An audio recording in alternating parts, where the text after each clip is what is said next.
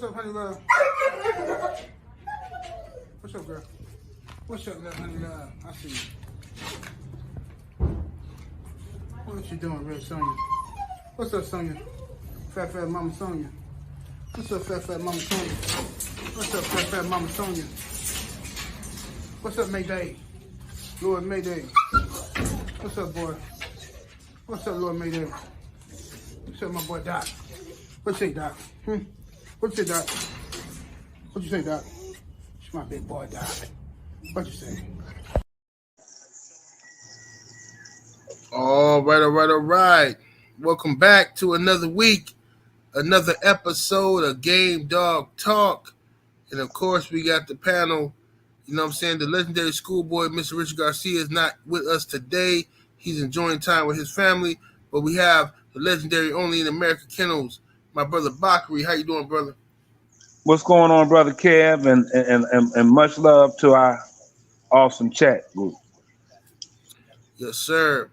And we got my brother walking down Ram, big stepping in the building. What's up, Ram? Hey. Oh, there Smoke he is. weed every day. You know me. They on this 1738 in these good old joints. That's the move. Hell yeah. I'm Ubering today, Jack. Yeah, I'm fucking with that. I'm fucking with Jack today, man. Fucking with that Jack Daniels today. Oh, you on some cowboy shit. Yeah, I fuck with Jack though. I fuck with whiskey and shit. You know what I'm saying? When I fuck with cognac is my number one go to, but you know, I fuck with the whiskey and bourbon sometime too. You know what I'm saying? You know, I like the brown liquor and shit. Everything except for Seagram 7. Seagram 7 is the nastiest liquor the world has ever invented. Salute to my Stephen L. the Mizak. What's up, Stephen L? He said hashtag Rat Pack in this thing. Yes, sir. This is my brother Stephen L. And salute to, I'm gonna go up and do a quick roll call, see what we got in the building. We got ODG Bulldogs in here. What's happening with it? Gregory is Bulldog. Salute. Mr. Anderson in the building. Michael Forgood. Mr. Shelton up in here. R.A. Nixon. Miami Snoopy 305 up in the building. Right. Lefty, American Pit Bull Terrier. 200 East. Samurai Kennel, salute. He says, let me see what we got here. AJ in the building. My brother Dr. Hood in the building. What's happening with it, Dr. Hood? Mike Lee in the building. Salute to you. Truly Chosen, 45. Dreadlock. William Torres. Mark Wonderlynch. Arrowhead Kennels. All right, Aaron. R.A. Nixon. Right. 614 Tree. El JOCKO. Hugo. Dirt Road Kennels. Walnut, PA. Truly Chosen. I said him. Calvin Johnson. Marlo Stanfield. James Sunni. My bad. My brother Main Event Mark in the building. Main event. Supreme Excellence. The lovely Brown Sugar. Tay in the building. Not the brown sugar. Hey, go ahead, Ram. Take over real quick. I got Boom. I'm trying. Boom calling me right now. All right. Let's see. You said, what up, Tay? King Cobra. My nigga Q Parker. What up, cuzzo? My guy right there. That's a good brother. Double M Dispo. Salute. SBO. What up? The homie Main Event Mark. You already know what it is. It's my fam right there. Turf King Kennels. What up? F. Cervantes. Salute, homie. ¿Cómo está mi amigo AJ? You know, I be speaking that Spanish. You speaking that Espanol too. Alex, 702, what up? What you say, OG? I hear you. Keep it going. Hell yeah. Hemi James, what's up, homeboy? B-Dog, what up? We got Emmanuel Gross. What's up, partner? My nigga, Slick Rick, Live Life Real. What up, cuz? My man. That nigga's a handful right there, Jack. Self-made. What's up, homie? K-Bo. Timothy Walker, salute. Larry Marshall. Wicked Kennels. See the homie Arrowhead in there again. AQ Henry Kennels, salute. BDS Kennels, what's happening? Young World, salute. Him. That's my partner right there. SBO, what up? I'm See back who else? around. All right. And we got the Slick legendary. Nick 90. What you say? Go ahead, Ram. Shit, I can't do everybody, but salute to all y'all. Game Bread, I see you. Dirty Bird. Yes, sir. And we have the legendary Rastaman Boone in the building. What's up, Boone? There you Yes, go. sir. Got his ass back. We had to go get this mother. We had to I had to put the APB out for the OG, man. Now it's Irie. Everything Irie now, man. Yeah, my team thing, man. Hey, Rasta digging up the area. Right. Hell yeah. Salute, OG. You know where I found him at, right? Probably with some hoes. Knowing what he does, I had to get him out of the goddamn house. I had to get him out of the house. Got lost in the whole house. I had to grab him by the heels of his feet, and he didn't want to. Drag him up out of there. I said, "What the fuck, man? I seen him. His fucking face looked like mayonnaise, like he been in the hell." Oh, Where wow. you went last night? Put all that hair on your mouth, nigga.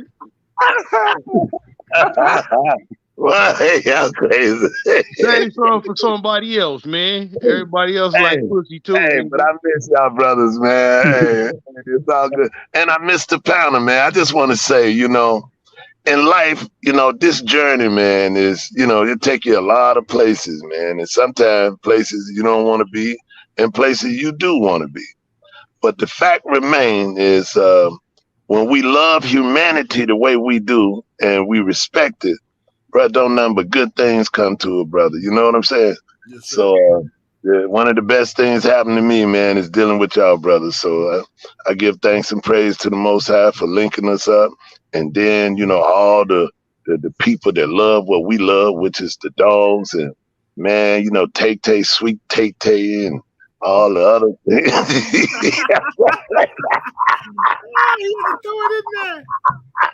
to throw it in there. Bull crazy. Oh, sweet Tay-Tay. So, Hey, Boone, I'm gonna send you some. I'm gonna send you, Tay-Tay. I'm gonna send Boone that the Liquor Spot episode 9. Boone, you gonna lose your goddamn mind. Yeah, send that shit to me. I'm gonna send it to you because Tay-Tay was acting a fool on there with that ice cream. Eating that popsicle, boy. Oh boy, I'm trying to tell you, that's my go-to video.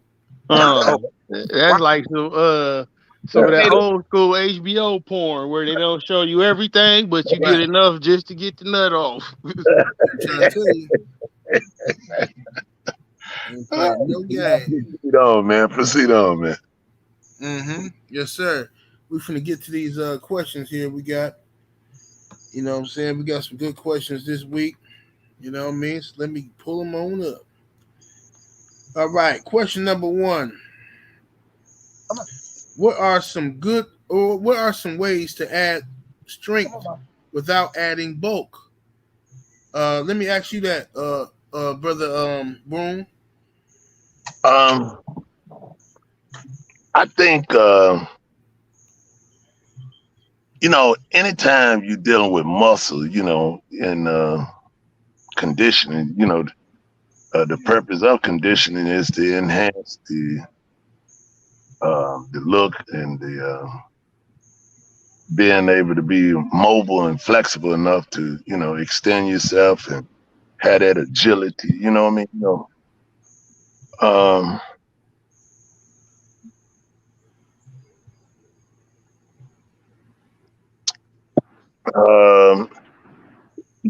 Long walks, speed walking, you can't, like some people walk and had a dog right beside them walking. Right. To me, that ain't, I don't know. Maybe it works for some people, but if you want intense training, that dog should be out there in front of you. And he should be carrying you, because carrying you would be the weight, that he's pressing with, but you speed walking with him. So what that does, it builds endurance and hardness because you do it on consistent basis. You know, when you first start out, you see that he ain't all the way in the groove, but he's attempting to be there. But as time go on, when that joker hit that point where he's getting it, he's digging, and now you getting it with him. You know what I mean? Now you creating hard, lean muscle endurance. Get maximum performance. Hard. Walking long distance, speed walking, not slow walking, not letting them walk and smell this, smell that. The only time I do that is let him empty and out, let him smell so he can go piss and shit. You know what I'm saying? But when we getting down to business, it's like he hunting. You know what I mean? But he's doing it in the form of walking. Yes, sir. Mm-hmm. What you think about that, Brother Ram? I agree with the OG, and that question comes from old Slick Nick. He asked a question like 2 weeks ago, and I like where he just didn't give him the full answer, so he came back and rephrased it. So I answered him this time because I appreciate you kept on scratching into the question. What I do is like Boom said, go on them long, brisk walks, bro, and I like to let him drag whatever his body weight is, half of that. So say if he going in 40 pounds, I'll let him drag a 20-pound chain, and we walking. I mean, real walking, though, like how fat bitches walk on the treadmill in the gym that can't run walking. They be moving, but they ain't running at a nice fast clip. So I do that for the first week for a mile. However long it take us to do that mile is going to take us. But the next week, I set a time limit to see if we could do that same time in 30 minutes. So if I could walk 1 mile in 30 minutes and then another one back, we got 2 miles in, and I try to increase the speed within that 30 minutes. So by the end of it, I could be up to 4 miles, in an hour type shit. I can't do no 4 miles in 30 minutes walking, but 4 miles in an hour, you could do it walking, So that's what I would do. If you want me to get further in detail on that, bro, hit me up on the IG page, Game Dog Talk, all one word. Yes, sir. My brother, Only American Kennels, Brother Bach, what's your take on that? How do you increase a dog's strength without adding bulk? Well, a lot of times we don't really want a whole lot of muscles from the lactic acid to fuck us up. So we go with I do a lot of swimming when I was putting the cube together. So that so I did like brother Boone and Brother Ram said. I mean, and then it comes down to the individual dog. I mean, you got some dogs gonna bulk up regardless. It's just like you got certain people who are muscular from birth, the way they come out. Then the other person got to go in the gym and get it all day. It's just different body types. Bulk up easier than others. Some you're not trying to get, like I said, super muscular, but I do, like I said, a lot of swim, but I do a lot of weight training. So mine is for strength. I mean, the type of dogs that I run are straight for power. So I've never ever did it to just have them for long distance, and I never really did it without them really getting some muscularity, because I do a lot of weight pulling. I fuck with the carpet mill more than the slat mill. When I do fuck, I don't really fuck with the slat mill at all. I do more of the electric mill. Like I said, as far as just not to get bulked up, it's kind of hard because each, like I said, dog is different with different body styles.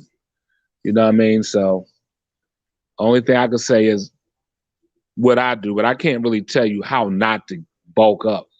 You know what I'm saying? Because like I said, each one is different. Yes, sir. Yes, sir. All right.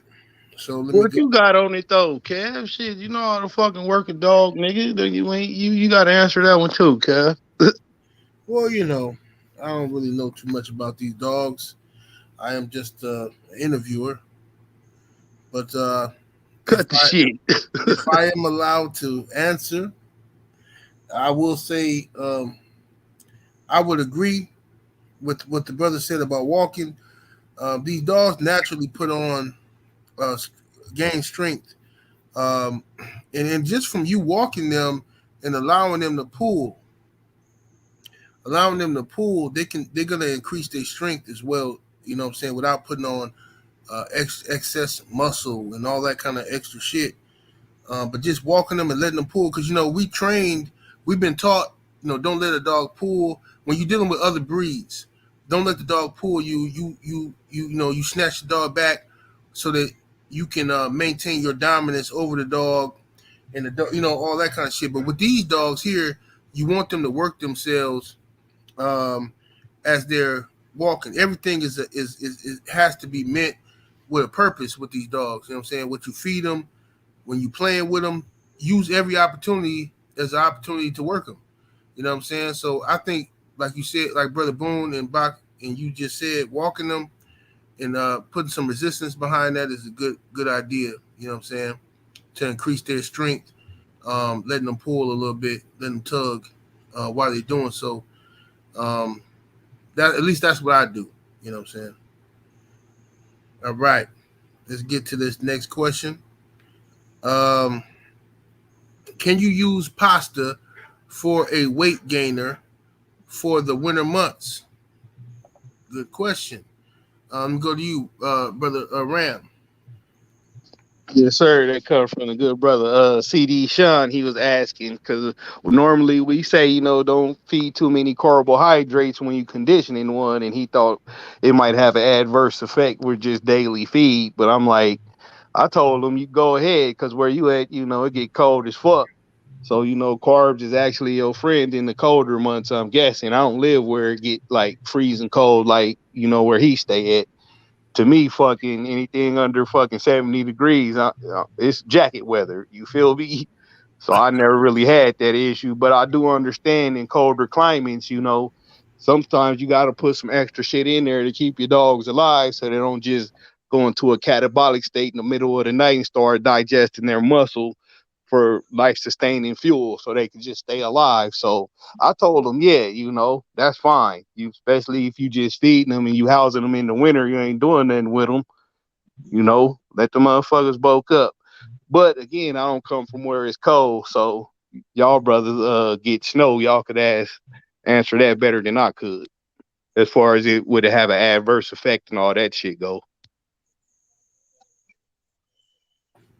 Yes, sir. Yes, sir. All right. Let me go to you, Rastaman Boone. Question is, can you use pasta for a weight gainer um, in the winter months? Yeah, I mean, anytime see more of anything, the dog gonna pick up weight. And I don't care whether that's pasta or, you know, um, a lot of people probably wouldn't do, but during the wintertime, I go to the bakery and I get the outdated bread and I get the wheat bread. I get the wheat bread, and along with the food, I throw that wheat bread into them too. And it helps them keep that weight, and then it's fiber in the wheat, and so they'll pass it. It ain't like it's just gonna stay there, but it just helps keep that weight on them. And going to the bakery, buying all the out of date. Most of the time when you go, they won't let you pick through it. You just have to buy the whole rack. They might have 2 or 3 racks. I done bought like 3 racks, 2 racks, 4, and just separating. And then like my guard dogs, I get them um, the white bread and shoot, man, seem to keep them pretty healthy during the winter. You know what I mean? They be thick and along with feeding dog food, Right. Yes, sir. What you think about that, Brother Bach?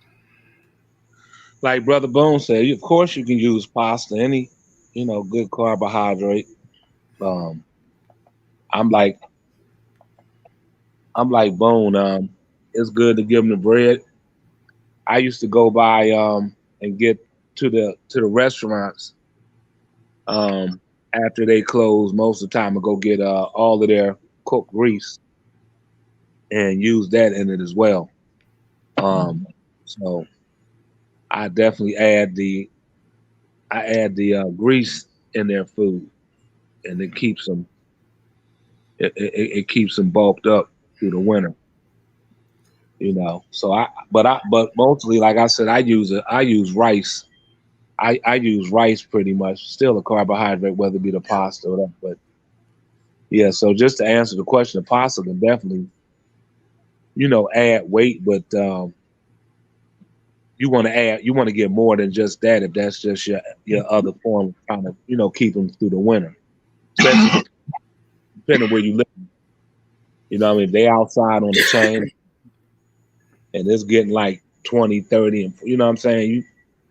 The number one key thing that I always do too is I make sure I put the water. I want all their food is going to be warm because I put warm water in their food. So I'm gonna make them have enough water that in case by chance their water freezes, that they will have gotten enough water content in their food for that time.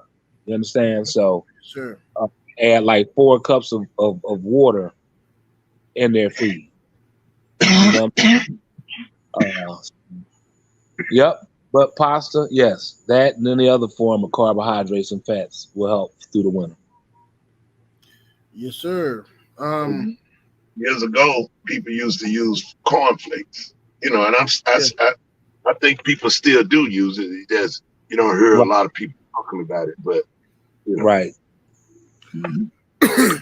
Yeah, these dogs real resilient. They can eat a lot of stuff. Like like I'm up here when it's cold. It's cold. I got cold right there now. It's 20-something degrees out here now. God damn. Yeah, it's ridiculous. I had a 24-pack of water in my car, in my truck. It's sitting in the back seat. I forgot to bring it in the house, so I get thirsty. I tell my daughter to go get the water. She said, "Dad, the water froze." I go downstairs, look at the water. Ice froze. I mean, talking about froze. Not no slushy. All right. Froze. So I'm like, what the fuck, man? You know what I mean? So, but anyway, it's cold, so you can imagine what the dog's going through if they in this element. So,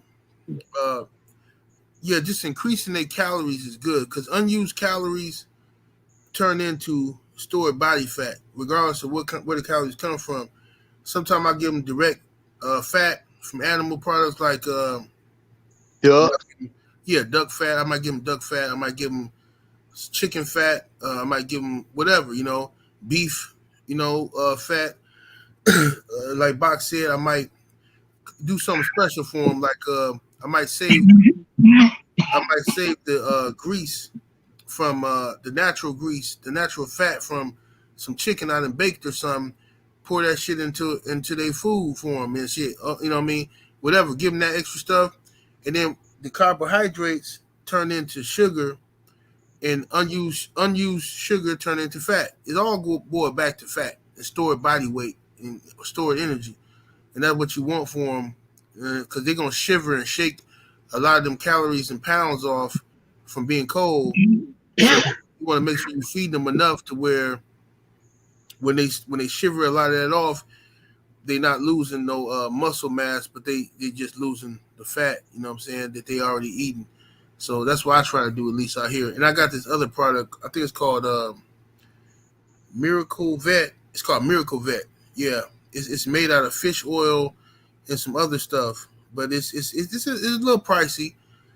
It's like maybe $30 a pound, $35 a pound, or something like that for the bottle. But all you really need is a tablespoon, and they add like 600 calories to the dog's meal with a tablespoon. So I fuck with that shit too. It's real good, and the dogs seem to like it. it's tasty for them. It's just that shit can get really expensive. I usually try to buy a case of it. You know, while I got the money, go ahead and get it out the way for the winter months, rather than just buying it as you need it, because then you're gonna be all assed out. Another question we got here is, wait a minute, before you hold up, excuse me, Kev. And another thing I meant to mention, if you got a good hookup, if a peanut joint around, the peanut is getting that peanut butter is good. Oh, peanut butter? I never gave him that. Hell yeah. If there's peanut places around, yep, that's real good. Some people just stand there fuck with that just as they feed. Period. You know what I mean? It's just and a little other something else, but for that be their main thing. So yep. Yes, sir. Yeah, that's good to know. That sounds like my old prison diet. Peanut butter, pancakes, and the weight pile. Motherfucking tuna and peanut butter type shit. Hell yeah, tuna straight out the pack. I would just drink that shit. Jump right on the dip bar. Let me see what we got here. This question is, what do we love the most about the American Pit Bull Terrier? What do you, I should say, the panel, what do you love the most about the American Pit Bull Terrier? I'm gonna start with you, Brother Bot. Well, I tell you, when I first got into them, you know, it's like a lot of people, you know, it's like that macho shit. You know what I'm saying? It's like they pretty much were the kings of the dogs, and kind of just was like, you know, after you go through, I'm gonna just speak, but I know many people who, as myself, you go through the Doberman and the phase, the Rottweiler phase, and then you make yourself up to the pits a lot of times, and I got it just pretty much just saying, you know, not that I had any intentions of doing anything with them, as far as fighting them, but just to have a dog that's superior to, I felt, other dogs, and I heard that their loyalty and they were good protectors. So along with all those traits, you know, and I found out that anything that would damn near die for your ass is more loyal than anybody out there. They got my family, including my mother, damn near. You know, so I'm like, their loyalty got me over everything. Their loyalty and heart, and their and their good family. You know, most of them. I mean, they I know they're put on news as being these savage type animals and shit, and then you have some of the horrible cases of where they done mauled a person or killed somebody, but for the most part, they're more loving than any other line. And we bred and raised Dobermans and Rottweilers and other animals, and I'm not saying it's just because we talking about pit bulls here. I really don't want to own shit else, period. And I done got retired and left dogs, come back just to fucking have my dogs. You know what I mean? So their loyalty, fearlessness, their willingness to fucking please is beyond any other animal that I own as well. So I mean, I can go on and on with their with their attributes, but those would be my key points. Yes, sir. Y'all smash the like button if you're in the building. We should have over 200 likes in here. Hit that like button. If you got questions, leave them in the super chat, and we will get to them, guaranteed. All right. So, Roster Man Boom, what do you love about the American Pit Bull Terrier? The education that they have given us. You know, when one thought they had him figured out, and then he showed to be much superior than what one's thought.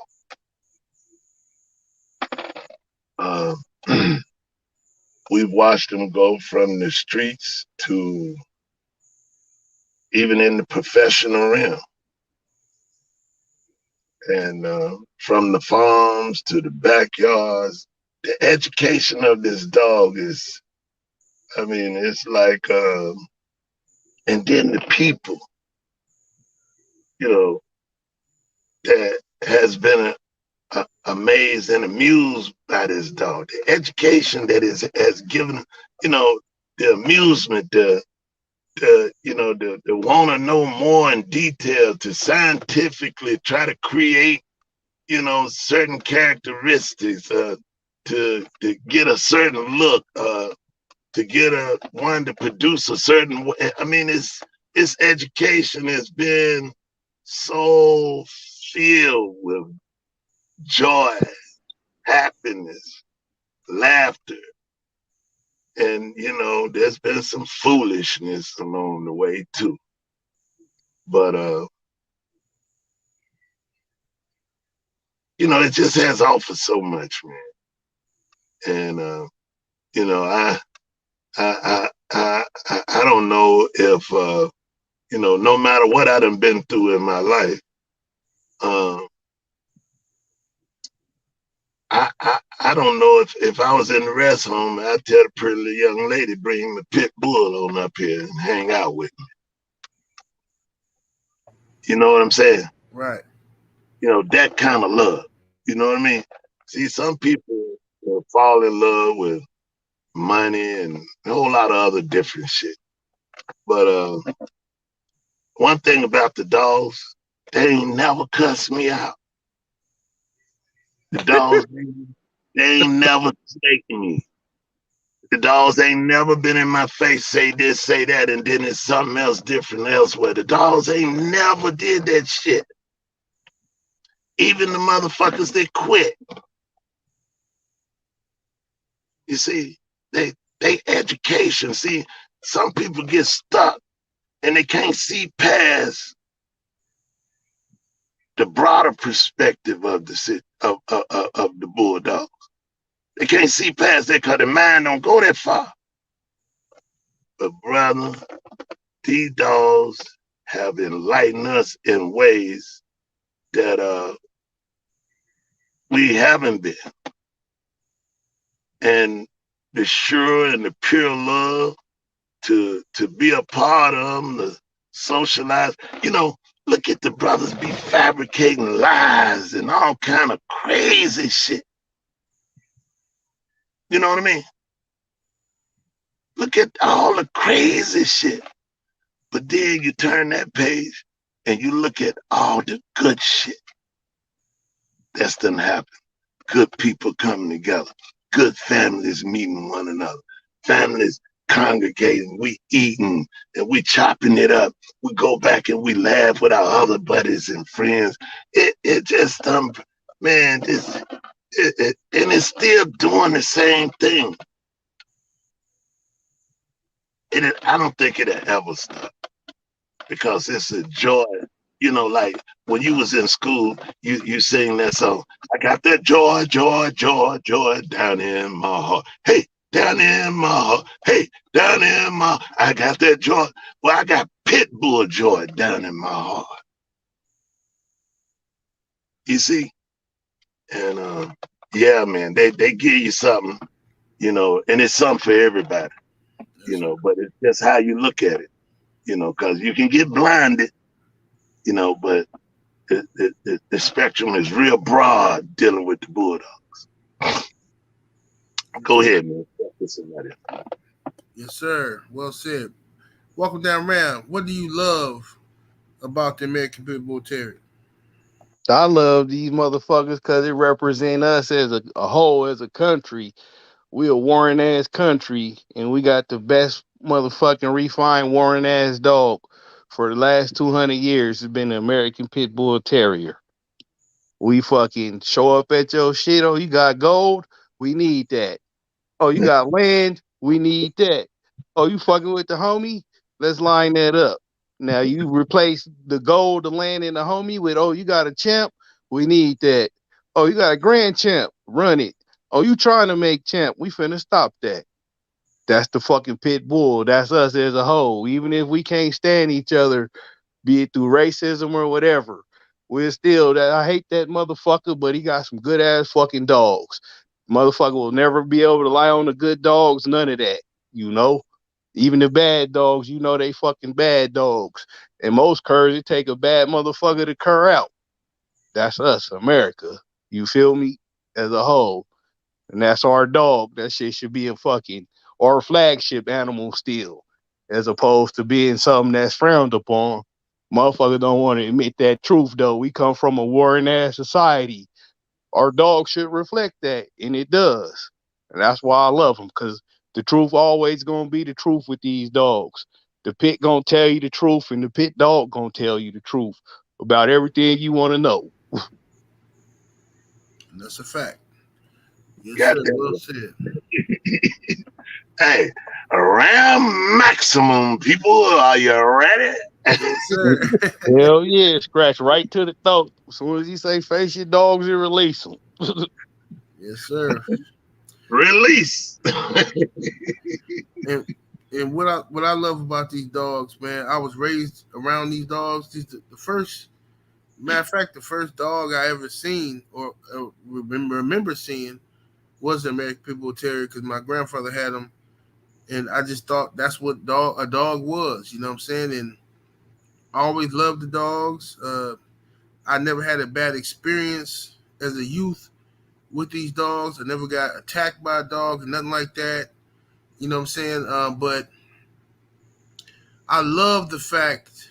Now I know this is gonna sound fucked up to some people, tree huggers and stuff, you know. But I love a dog that can look so normal and basic and gentle, and it love you, it protect you, it love your attention. But at the same time, a guy down the street can have a dog twice his size, but your dog can kick his dog's ass.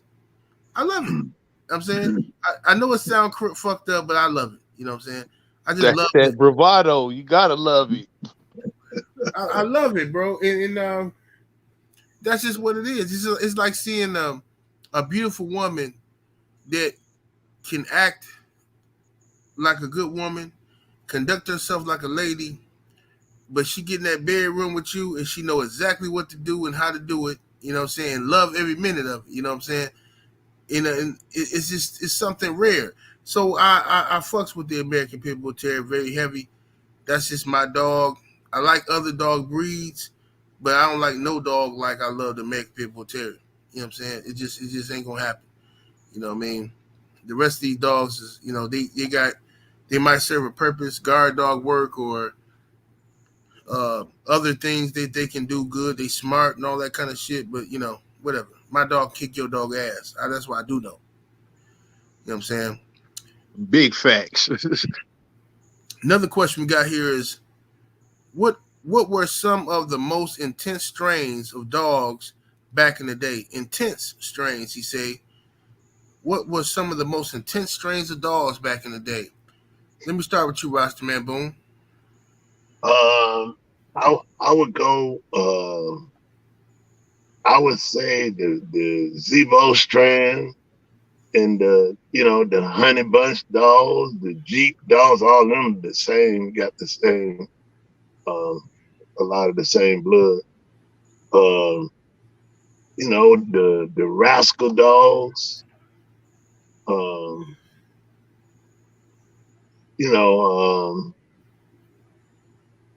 In your carver dogs. That was like, I remember one time, that's all everybody would ever even talk about. Carver. I got carver this, carver that, And then the REDBOY dogs, got hot after that, and then it's been hot with the crosses, and it's just, man, I'm telling you, these dogs done took us from crosses to single family yards, and man, to where we at today, talking about it on air. Man, did I ever imagine this? Nah, never. But yeah, man, it's a good vibration. You can move on though. Yes, sir. What were some of the most intense strains back in the day? Brother Bot. Well, the good brother Boone just mentioned quite a few. He covered a good amount of the ones that I also. I mean, well, without just saying just Carver, because I want to cover some of their strains, because that would be a broad hookup. So I'm gonna say the Boomerang dogs, the Art Missy dogs, Stompinato dogs, Rascal dogs, Paladin dogs, Snooty dogs, Jeep, like Boone said, the Honey Bunch period, whether it be with the Finley bow put on top or, but mainly the Molly B dogs, the Chinaman dogs, the Red Boy JOCKO was out there hard. You know what I'm saying? That was my favorite to go against, but I'm like Boone on as far as the Carver, but I would be one of the ones shouting Carver then and now. It was a lot of them. All those that I mentioned when you got to the shows, man, they were intense. And and then when you know what I'm saying, the Bolio dogs, hell, they were super and fucking intense. With the different crosses, whether it be the Boyles part that Bolio produced, the Boyles, all of those were intense. They did a lot of the good Mayfield stuff was real good. You know what I'm saying? Like he said, the ZEBO dogs that I've seen, but they were, all of these are pretty much crosses. So we're not talking about one line. I can't remember ever seeing one line of dog nowhere. So all of these dogs we talking about was crossed, whether it be more of something or less of something, but they was all damn crosses pretty much. So, but yeah, those were the ones mainly that I saw that were doing the damn thing. Yes, sir. Welcome down, Ram. The most intense dog strains back in the day. I gotta agree with OG Bach on the Carver strain by way of Bolio.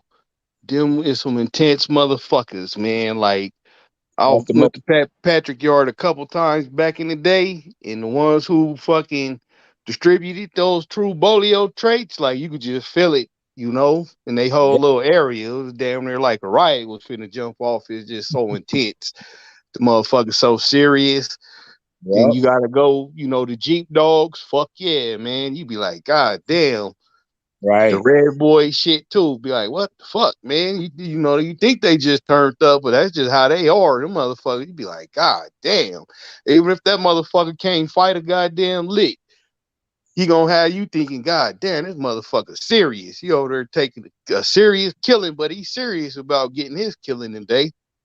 Like it's just some strange just put it out. I seen some intense ass Midnight Cowboy shit cross back into some Chinaman shit my partner had, or he might still got, but that shit, man, real intense. Especially the bitches. You go by the bitches, like, God damn. You could just feel it, that intensity. Then when you see them go, they're like, that shit transfer right on over to the scratch line. All that shit you was feeling is they bringing it, because that's who they are. It's like being around a killer that you cool with, Everybody else tensed up, or him, he gonna kill you. It's your partner, but you can see and feel that energy coming off of him. Like this motherfucker kill everybody in here but me. Same with them strain the dogs, man. Yep, you're right. Yes, sir. Salute to Future Kennels in the super chat, showing love. Appreciate the support. Thank you for the support, family. He says, salute OGs, Bach, OG, Rastaman, OG Ram, OG 78. Salute 100. Appreciate the support, family. Thank you for coming through. Salute to Brother Future. Salute, young homie. Appreciate that, man. Thanks, brother. Good job. Mr. Anderson in the super chat coming through with the 5-piece chicken nugget. Appreciate the love, fam. He says, historically, has anyone on the panel ever bought a dog out the box, and how often did you see other people do it? Buying the dog out the box. Like you just seen them go and like, man, what you want for that motherfucker? Right. Or yeah, because some, you think the dog got some potential, but then the person who handled the dog didn't do right by him. Let me see, Roster Man, what you think on that? Yeah, man, that's done happened to many a times. You got so many of them stories you can't even count them, man. That's that's what I was saying earlier. Like, you know, the education of dealing with bulldogs is not just by reading a book talking about them. It's the situations and the things that happen off that, the people you meet off that, the you know, everything about the process of what it takes to get to the point of even having it. You know? Yeah. Yeah, man. How often do you say it would happen, Brother Boone? How often? Shit. Okay. Let's say if it was 100, it might be anywhere between 75 to 80 people say, hey, man, you know, you want to let that go? Right. And not only that, then you got people that used to just, you know, move like that. You know, hey, man, we just, you know, we here to, you know, to check the dance out, but shit, man, we're gonna pay for that one right now. You know, Right. when I seen Grand Champion Wrangler win his sixth one, I was like, shit, I need to have that motherfucker there. You know, You paid good for him too. yeah, I paid damn good money for him, and you know, so I'm just saying, man, you know, think about it. I was just one. Think about all the people, and I was just one by myself, but think about all these brothers, you know, that come together like a group. And they got, you know, you know, if you got one person got $5,000 and you got 10 people got $5,000, that's 50,000 damn dollars. You can, you know, you can say, well, yo, we got this, and what we're gonna do, we just gonna build a squad. And the way we build a squad is gonna be the best of what we see for the least amount out of this 50. So we'll have the volume, the numbers of animals to, you know, to get it back. Whether it be you racing or you just sell the motherfucker.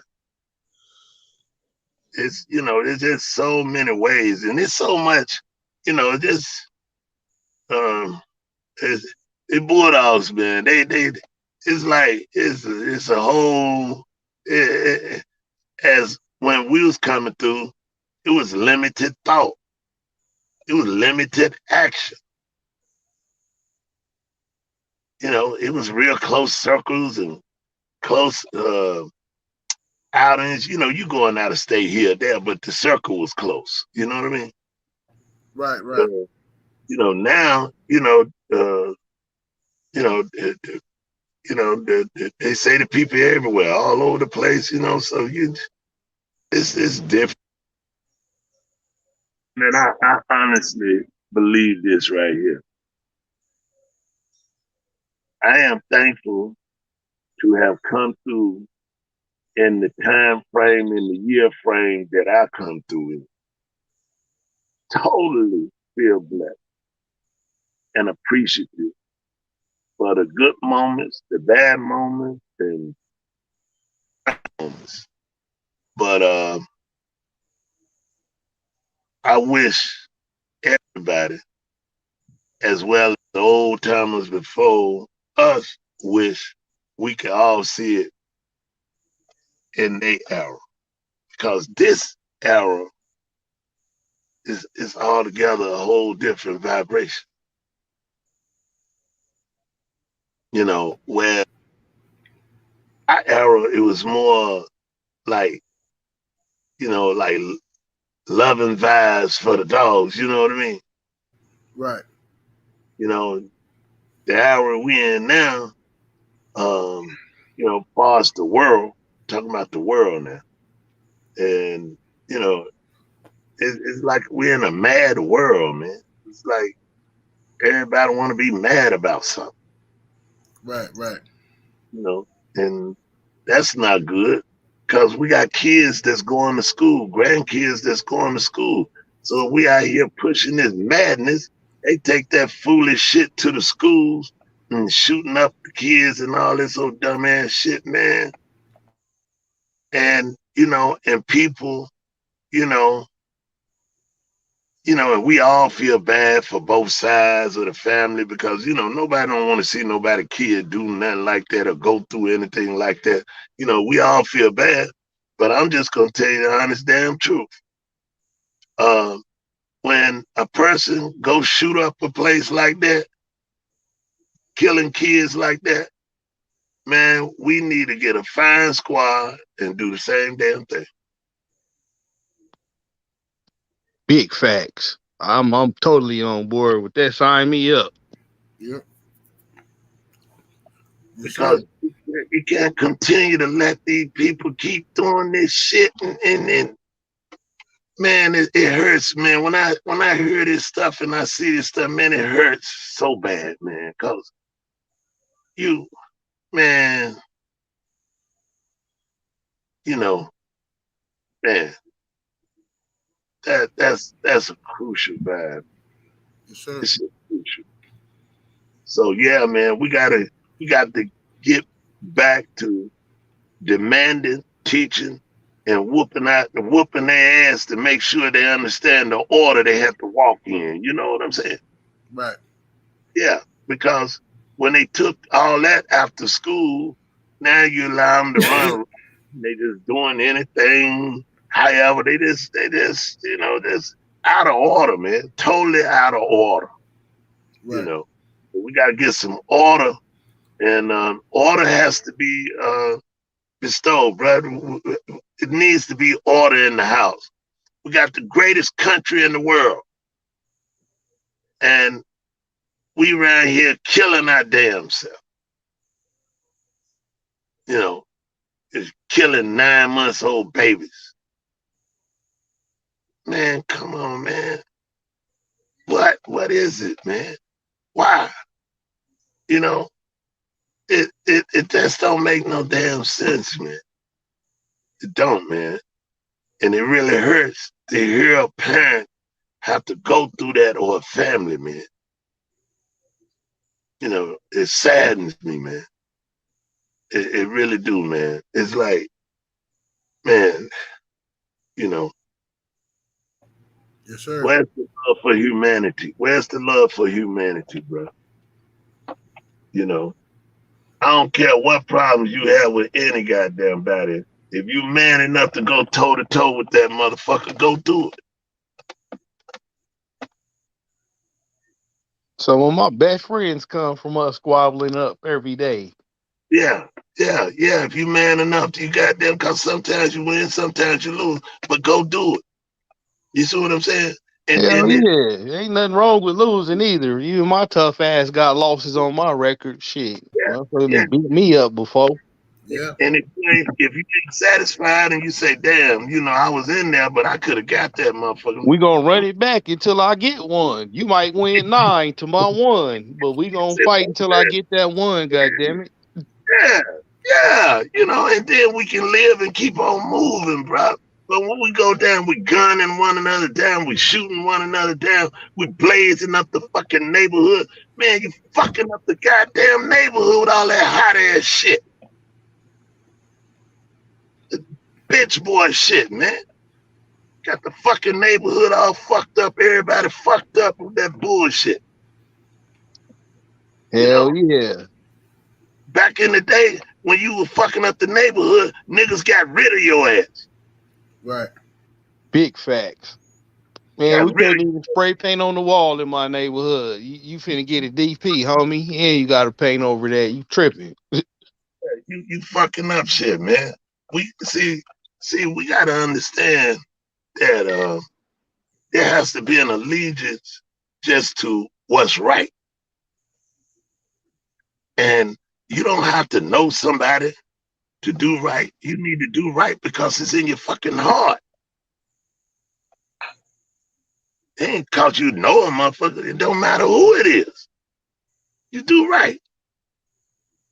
And we'll grow like we're supposed to grow.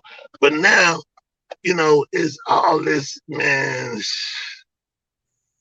I tell you, man, I just, you know, I just hope, man, and pray, man. You know, that's all we can do. Keep talking.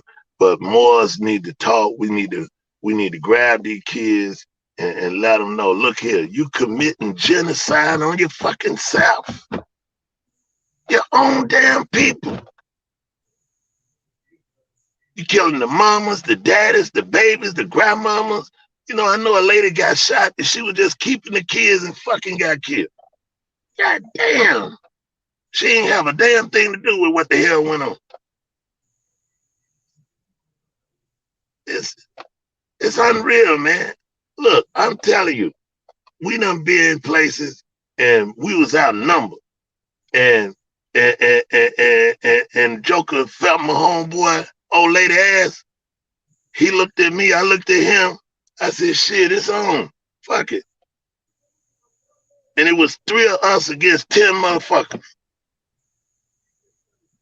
There ain't nothing wrong with that. If you standing on your principles, you feel me? Y'all gonna have to whoop us, or we finna whoop 10 niggas tonight. But you see, the stuff Boone talking about, you coming from an era of men, where men were still men, and you know, each generation men get softer and softer. You know what I mean? So but like the dogs, you could fix that. Just put the manhood back into it, and you'll get right back to scratching the same way we was. Like, I honestly think our generation was the last to be raised up under them fucking rules and regulations, bro. But we in our 40s now, my nigga. So yeah, exactly. You know, somebody else got to start doing that shit. It's up to the young homies, man. The next generation to pick that manhood shit back up and stand on them principles. Man, getting socked in the mouth only hurt for so long, bro. For real. We gotta do that. See, the thing is, like, all right, you got young homies in the chat calling us OGs. We in our 40s. All right. Bach and Boone is our OGs, right? Yep. They from the generation before us. So now, the dudes who underneath us, like my son is 25 years old. You know what I mean? So the stuff that he's doing is going to affect the next generation. We still affecting the next generation.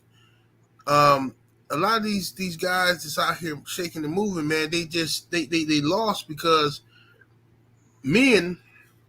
Now I want to turn this show into something else because it's a dog show. But at the end of the day, a lot of men, especially black men, was locked the fuck up or killed behind BS, okay?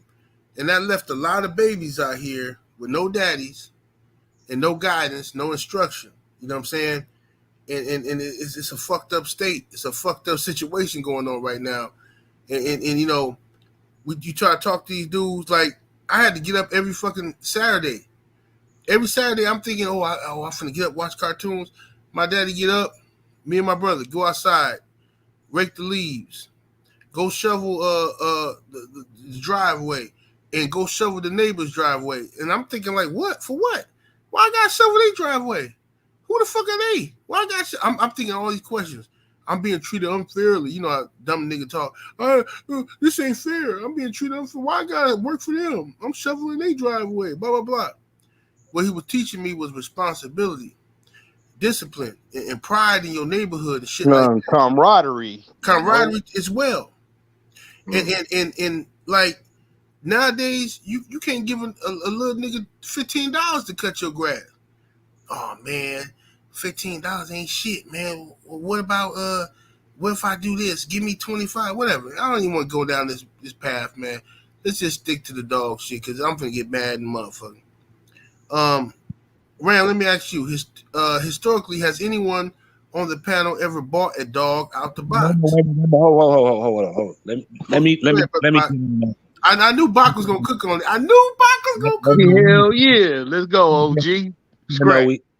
Okay, well, first of all, a lot of times, especially older guys, older than myself and Boone even, you know, because each generation looks at the other one and say they fucking up. Okay, that's just part of how I go. That's facts. Everybody before did it so much better and is so fucked up now. Every fucking generation did it. I don't give a fuck when the goddamn pyramids was built. They still was fucking up compared to the ones before they built the motherfucker. Absolutely. Okay, so with that noted, let's talk about family structure, especially when we're talking about, we're going to say the melanated community. All right. Now, since the 60s, it's a whole lot of, fuck the 400 years. I mean, the almost 400 years that we had to deal with of just being enslaved and shadow slavery, which, to be honest with you, I think every melanated motherfucker in America needs mental health, period. Absolutely. Okay, because first of all, there's no way that a person can feel that a people supposed to be able to just jump out of fucking 400 damn years of slavery and then have a system created, whether it was the fucking CIA putting heroin in our neighborhood when they seen the Black Panthers and everybody coming together, trying to get us together. Even in the Tulsa, Oklahoma situation where you had Black Wall Street, it was blown the fuck up, burnt the fuck down to the ground. So even when they say, well, you know, the blacks need to do something for themselves, well, even when they do something for themselves, it gets fucked up. So now you have people, when you say, well, I'm gonna break the fucking family structure down by, like I said, having a whole community addicted to heroin, basically, our community. And from there, they went with the welfare system that said, let's kick the black man the fuck out the house.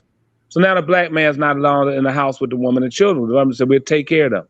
Not that blacks with the most people on welfare, that would be white people, just population-wise. But we just dealing with us since Boone brought up certain situations happening in our hoods, basically.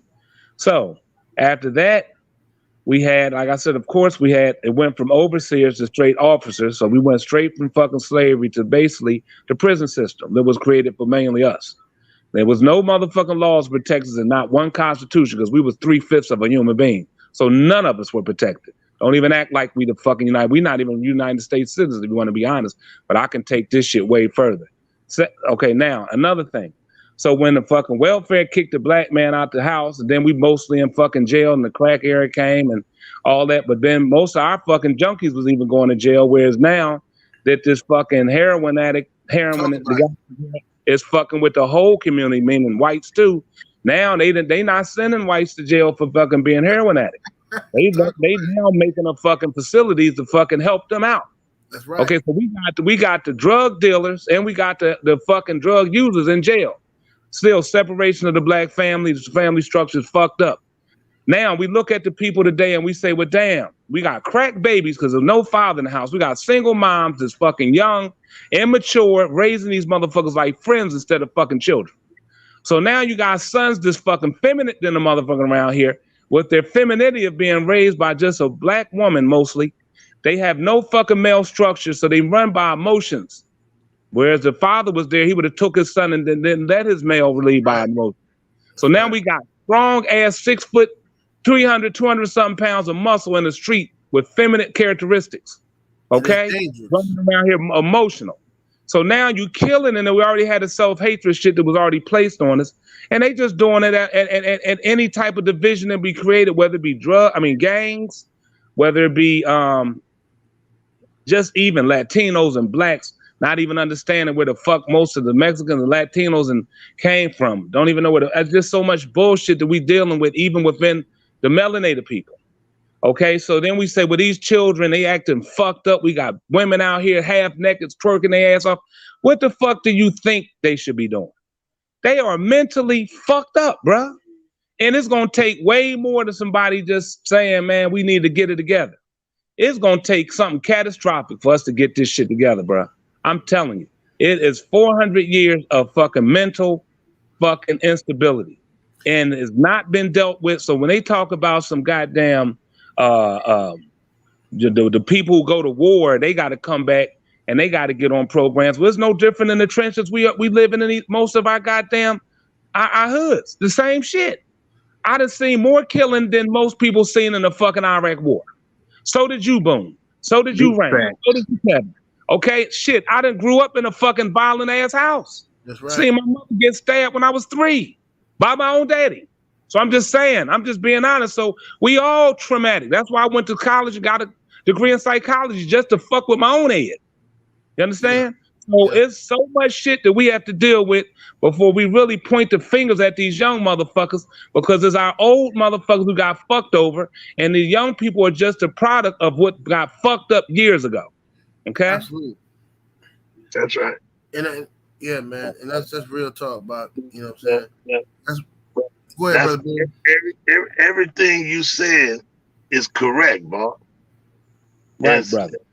What I'm talking about is spiritually, we got to gather that sense in the people.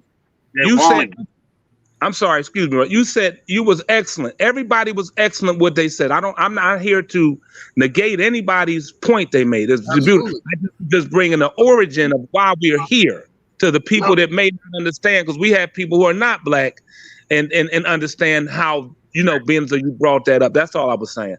Just so that I think everything is been good.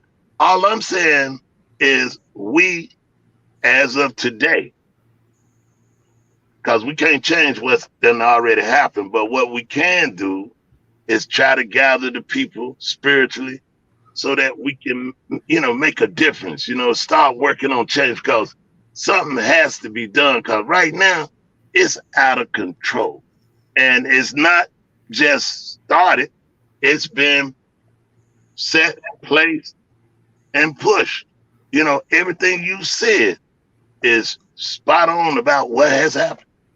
And I miss Planned Parenthood. I'm sorry. We got the most abortions cutting. We're already being depopulated, and then we got them in every fucking one of our neighborhoods. Planned Parenthood got us aborting everything. But go ahead. I'm sorry. No, you're right. You're right. You're right. But we gotta, you know, we gotta get to these people, man, these kids, you know, and let them know. You know, did y'all, you know, I ain't gonna keep on, but did y'all see that where the girl went on the vacation? They said it was nationally. I don't know. Yeah, I seen it. I got a video coming about that after this show. And I'm trying to figure out, how would I want to do that to my friend? You know, you wouldn't, you know, you wouldn't do your friend like that. The motherfucker was your fake friend that do you like that, you know, motherfucker, that you friends with them, but they don't fuck with you type niggas, you know. But you know, so we gotta reach these spirits, man, and let them know that you know, we gotta take a different path, because you know what, we got many more kids gonna come through, man, and hopefully, you know, all of it get, you know, going on the right track. We don't know what the future holds. We don't know how it's gonna go, but I just hope, man, that it all changed. But I'm so glad that everybody made their point and their view, because that's the beauty of, you know, the world's teaching and the resources and all that. Is good to hear different people speak on certain things and get it from different perspectives. I think that's great. That's great. Yeah, that's great, man. And we couldn't have a better panel to do it. Correct. I'm glad everybody spoke on that, man. That's real talk. And everybody tackled it from a different angle, but it all lead back to the same bullshit, you know. You know, so yeah, we all gotta take responsibility in the situation at the end of the day. You know, excuse me. You know, we gotta do brother the Boone and Ram and the Calf. We're gonna have to do a barbershop edition of this shit where it ain't just dolls, where we can go into this without. Man, let's so whenever y'all ready. People here, excuse me, just real quick. So for the people here, just for the dolls, they be like, God damn it, we ain't want to hear all this political and this fucking bullshit. I'm not saying anybody is saying that, because we just talking like none of this is prescriptive. So at all, when Brother Boone went off and he's going on something he feels that's just hit him due to things that are happening in the surroundings, and they might have drifted from dogs. So we apologize that if we got off of this hookup, you know, it's just gonna come up sometimes because it's just shit that a lot of us is dealing with or seeing in our community. So if it's stray a little bit from dogs, but I'm just saying for the whole of us, we apologize if y'all didn't just come here to hear that. But still, like Boone said, people can leave with a whole lot of different perspectives to something that they may not have known. So you still leave here going away with something that you might not or you actually agreed with. You know what I mean? Or disagreed with, for that matter. And at the end of the day, Bach, we talking about game dogs. And if you love game dogs and you know the history of these dogs, you know the persecution of these dogs, you can't tell me you love these dogs, but you can't stand black folk. Can't tell me. Otherwise, I just ain't fucking with you, period. You know what I'm saying? Smooth Monty in the super chat, showing love, much appreciation, coming through with the 50-piece chicken nugget. Thank you so much. Smooth Monty. Smooth. Says salute to the panel and the chat room. Smooth the best. Yes, sir. He said, what physical attributes do you look for in a pup when picking a pup out of a litter at 4 weeks old? Good question. Brother Bach, let me go to you on that one. I'm sorry, it kept raining. The shit, I'm sorry, I was putting the window in. Could you repeat that, brother? I'm sorry. He says, what physical attributes do you look for in a pup when picking a pup from a 4-week-old litter? Well, I have a few little things. My son's the best. I mean, I pretty much put my son on it. He's the greatest picker of dogs. So I normally just, if he's around or if I could show him, I'm like, Bach, look at these. And he'll look and he'd be like, Pops, this the one. You know what I mean? So, but me personally, if it's just me picking, I normally go for the most outgoing. I don't, like I said, I don't like any puppies that, I don't mind you being a loner in the litter a little bit, but it can't be you skittish. You can't be shy. I can't bond with them, so I don't give a damn if they was 15-time winner. I wouldn't own them. That's just me. I like an outgoing. Most of the time, I like the puppy that comes to me, the ones that seeks me out. When they see my face, I light up the place to them. I also look for physical structure. And I like I like a long type of puppy, even though it's kind of hard to see at 4 weeks old, you know, but I like them to be kind of lanky and tall, because I like long and tall if I had my preference. But mostly it's, like I said, outgoing, and the physical structure doesn't look like it has any, you know, abnormalities to it or weaknesses that I could see. You know, so that would be pretty much mine. And a lot of times I like the runts.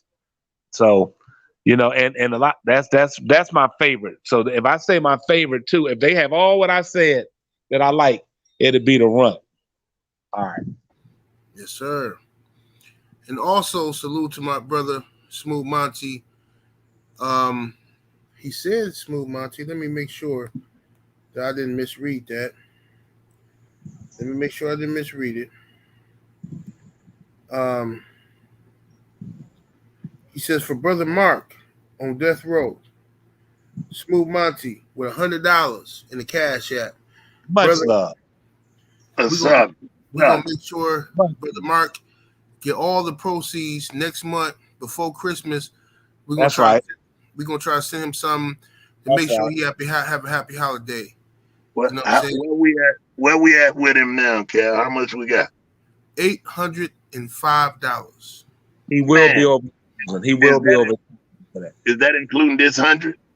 Yeah, that's just adding this 100 to it. Okay then. Damn, that's good. We're gonna make sure it's $1,000 we get for Christmas. Yeah. He gonna at least get it. He gonna get over 1,000. The thing is, man, I want to thank all y'all. I'm gonna drop a yard. Me too. Everybody in the dog community that fuck with this show, man, that has supported Brother Mark, and they haven't forgot about him. And they just, you know, because we sometimes we forget to mention it, but y'all haven't forgotten. Y'all send that money through. We're gonna make sure he get it next month. And I appreciate all of y'all, man. Salute to the dog community. Yeah, that's some real shit right there, boy. Yes, sir. Yeah. Let me go to Brother Ram. What physical attributes do you look for in a pup when picking a pup out of a 4-week-old litter? Honestly, dead ass, bro. I just reach my hand in there and look away. Whoever bite me the hardest, that's who I'm picking. Sometimes that's motherfuckers a curse. Sometimes it's a bulldog. But when I look at them and pick the ones I like physically, 100% of the time, cur pile. Yeah. So I just start reaching my hand in there. Whoever biting the fuck out of me, I'll pick them up. Boop. It might be 2 or 3 of them. I'll look at them while they fucking me up. Okay, I want this one. He biting the hardest. I suck at picking puppies, bro. Yeah, you ain't the only one. I do too, bro. I kind of suck at picking them. I always let the breeder pick it for me and send me something, you know what I'm saying? Because if I pick it, I be picking some weak ass dogs, man. Like I pick a dog and think this motherfucker this and that. Like even back when I had band dogs, I see a dog, he the tallest, biggest dog in the litter. And that's what I was looking for at the time. Like, yeah, I'm gonna get this band dog, I get the pup. Or when I was breeding, I keep the pup this for myself, like I'm gonna pick this one. And then I give a dog to my sister, and the dog my sister got ended up being fucking 30 pounds bigger than the motherfucker I kept. Like, how the fuck this shit happen? This is some bullshit. Like, it's unbelievable, bro. I can't pick a dog for shit. So I always let the breeder send me something, you know what I'm saying? You know what I mean? Every once in a while, I'll make my own pick, but I usually just say I want a male or I want a female, Hell yeah. Roster Man Boom. What physical attributes do you look for in a pup when picking out a 4-week-old litter? I don't know. Picking them at 4 weeks would be a good time to pick. Right. I ain't never did, to be honest. Hey, I don't know nobody putting that 4 weeks, but he asked the question. I'm just saying, but I ain't never seen one. But I just think how it comes down to what you're feeling and what you're thinking. I have taken the one that nobody didn't want, and then I have picked the one that everybody wanted. Then I have picked some that they were looked over. So but if you got a litter of puppies yourself, then you keep all of them. Then because they all gonna show you who they are. But if you go into somebody buying a dog, then when you look at them puppies, I will assume you try to look at their character and see where their aggression level is, and they will, how determined they are about whatever it is they doing. Then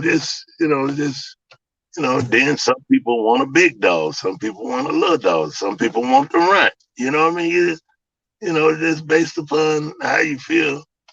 And a lot of times, runts, they turn out to have the biggest heart, and they can be skilled too.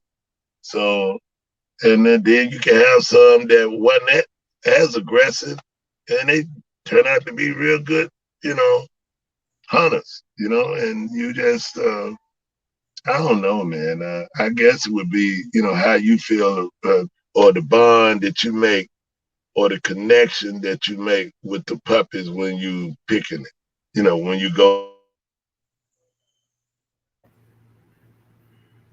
Yes, sir. You still there, Brother Moon? I thought it went out. Yeah, I think his audio went out. Yeah. Yeah, he probably got a call or something.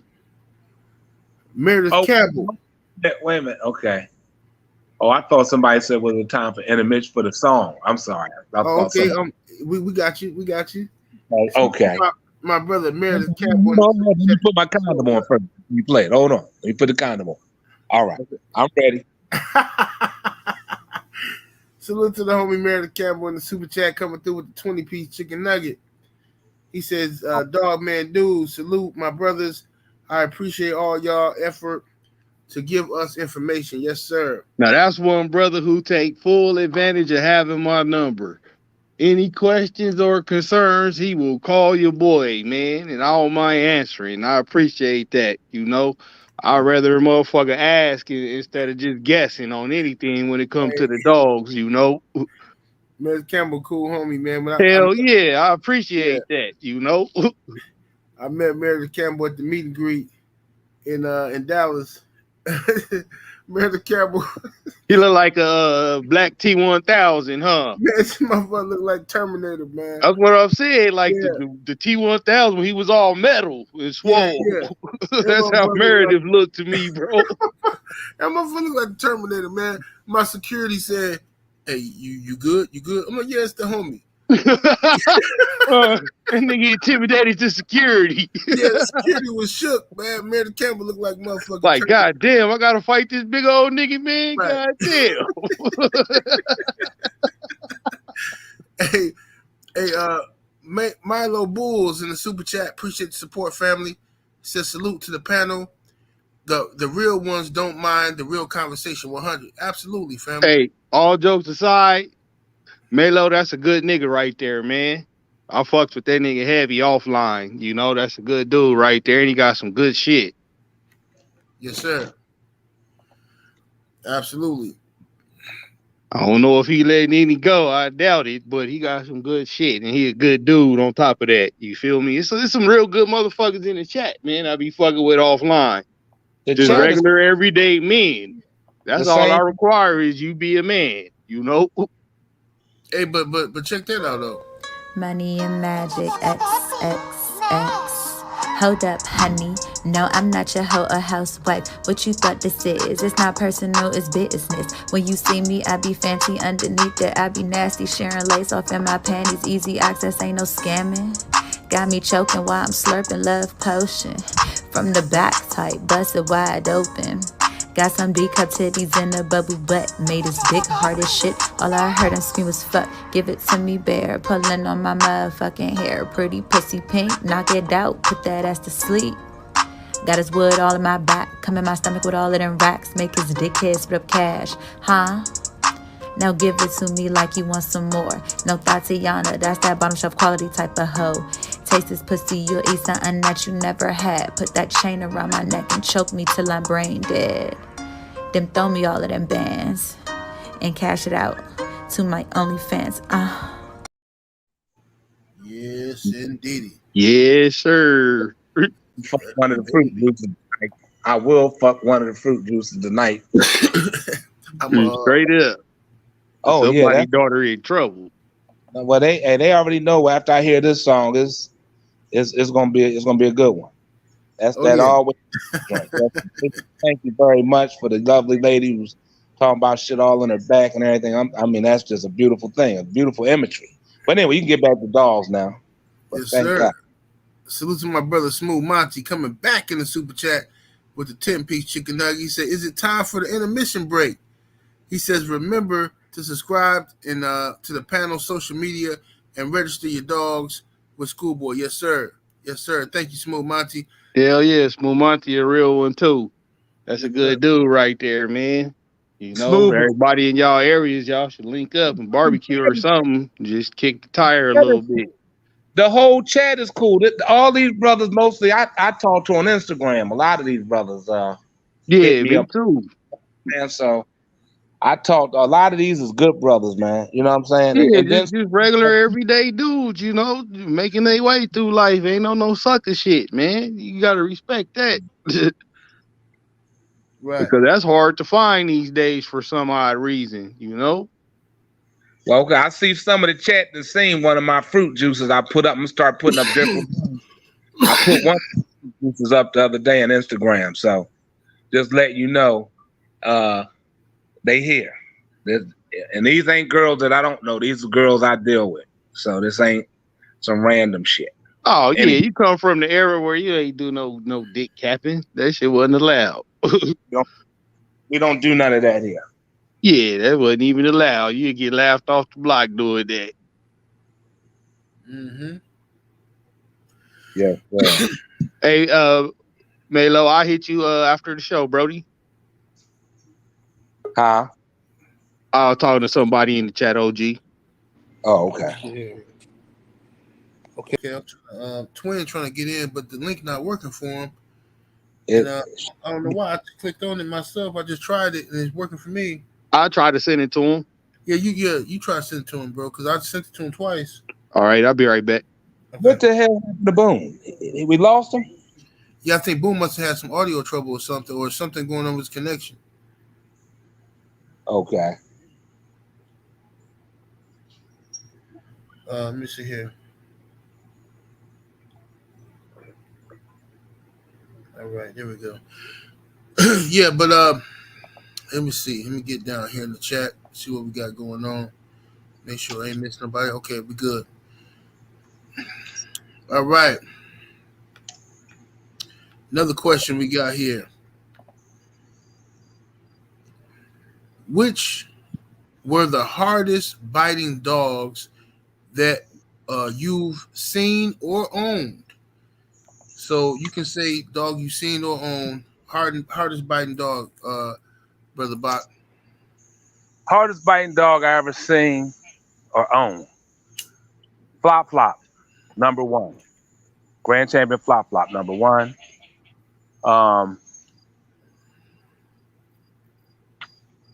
Big Dookie, number two. Number three, Tyrone.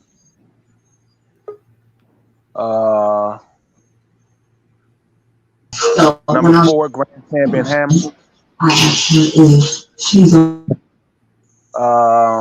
Number five, Bruno. I mean, man, shit. I'll be going on and on about hard biting shit, but now the thing is, in terms of they might not know some of these names and I mentioned, but Right. I mean, Champion Punchinella. I mean, there's a lot, but yeah. So yeah, that's enough for me, man. Okay. My brother, Going Hard Kennels, Twin 2. What's up, brother? Take yourself off of mute. He on mute. I think he got some background stuff going on. What's up? Yeah, what's up, fellas? Yeah, I can hear you now. You know? Yes, sir. How you Hold on. Can y'all hear me now? TV. I hear you, but you got a lot of background noise, brother. Background noise. Okay, how's that? That better? Yes, sir. Okay, what's up, fellas? You got it, Salute. Salute, fellas. Brother. What's up, General? Thanks for bringing me in, man. Yes, sir. Yes, sir, man. Appreciate you being here. Let me ask you the question we just got to, which was, what's the hardest biting dog that you either owned or seen? I would have to say Red Ace, Brat's mother. Red Ace. Okay. You owned her or seen her? No, that was Brat's mother. I owned her. Okay. Yes, sir. I would have to say between Brat and Brat's mom, they was like pretty devastating mouth. They could break one up real quick. Right. Yes, sir. Let me go to my brother walking down Ram Big Stepping. Ram, hardest biting dog you ever seen or owned? Well, that'll have to be, of course, the one I always talk about when we lost the Yantis with Red Jack. That motherfucker hit you in your brisket and finish you with one bite. I seen him do it at least 6 times in a row, bro. Maybe more than that. He had a big, stupid mouth. Number 2 would be the dog in my motherfucking avatar right now. That was my dog one time, Winter Bud. Stopped the dog from making champ named Payaso. Broke his jaw, both his legs, and his fucking brisket. Crushed it. Boom. Smash. Stupid mouth. Number 3, it had to be Buckshot and Old Dog. I don't want to put them both in 2 spots. Buckshot bit way harder than Old Dog, but for Old Dog's championship, he bit a fucking softball size hole in the motherfucking chest. No cap. For the then we'll go to my bitches. Jackie Brown, she was my Bolio Coca-Cola shit. That bitch had a terrible, stupid mouth. Dumb mouth. Killed a bunch of dogs in school. That's the one I tried to hook in the T-Mac with, but we couldn't agree on the weight with. We was just, a couple pounds off for our dogs, but I tried to hook in the dirty girl he had, and that bitch was a killer with a stupid mouth. And for the last one, I had to say, the dog the VBK and them had that came from Go Hard shit, dog name was What a Day. I seen that bitch dismantle one in probably about 15 minutes. Motherfucker didn't make it. Bitch had a stupid mouth and she'll bite you in all the soft spots. That she was real mean and intense with it. So them would be my top right there. Hardest biting. Like I seen and owned a bunch of them. Right, but them right there, them the ones that stick out like, what the fuck? Yes, sir. Yes, sir. Good biting dogs. I had a dog named Bubba that was ridiculously just a bone crushing ass dog. But that big head motherfucker? Yeah, that big motherfucker. Yeah, he looked like he was with all the activities. Yeah, and people used to laugh at him. They be like, "Oh, that big goofy motherfucker, man, big goofy motherfucker ain't finna do shit." Woo woo. But this is back in the day. You know what I'm saying? Allegedly, of course, all that kind of stuff for historical purposes. But yeah, Bubba was a monster though, and but I even with him, I still ain't seen nothing biting like this other shit I've seen over here. But I ain't gonna talk too much about that. Yeah, that's why I left that one out. Eddie Grandpa, with them. Yeah. Yeah, I ain't gonna say too much. Like what the fuck? Yeah, just be on break the it up. Stop it. Hold on. Just be on the lookout for them pups. That's all. Let me see. Hell yeah. Now we got does a dog living conditions play a role in the dog's growth and development? Excellent question. Let me go to you, brother Twin. Twin 2. Does a dog's living condition affect its growth and development?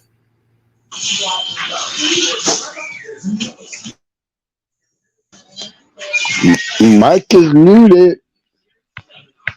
No, we can hear you. Yeah, you just put yourself back on mute, brother. We can hear you when you was talking. I'm gonna take you off mute myself and see if I can do it. No, it won't let me do it. You gotta take yourself off mute, brother. There you go. Okay, I'm off. There you go, fellas. Yeah, I think it has a lot to do with it. Because if you got him in bad living conditions, that means he's gonna be wormy and all kind of other shit. Feet fucked up. If it's in a muddy ass area or a dirty area, you don't clean up your shit. You're gonna have sores all over your dog, and most of the time the dog don't look all that good when you got him in fucked up condition, living in fucked up conditions. That means you ain't doing your job.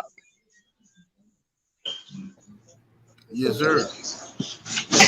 And let me go to brother Bot. Does a dog living conditions affect its growth and development? Absolutely. I mean, it's just like you got fish. If you put a fish in the small ass aquarium, the fish could only get as big as the aquarium. You put that bigger when it can grow to the size that it's supposed to. You got Chinese women back in the day that they made their feet, put them in small ass shoes till they feet couldn't damn near grow. You understand? So the same with the dog. If you got a dog that's in a small ass kennel crate, I'm not saying he can't outgrow it, but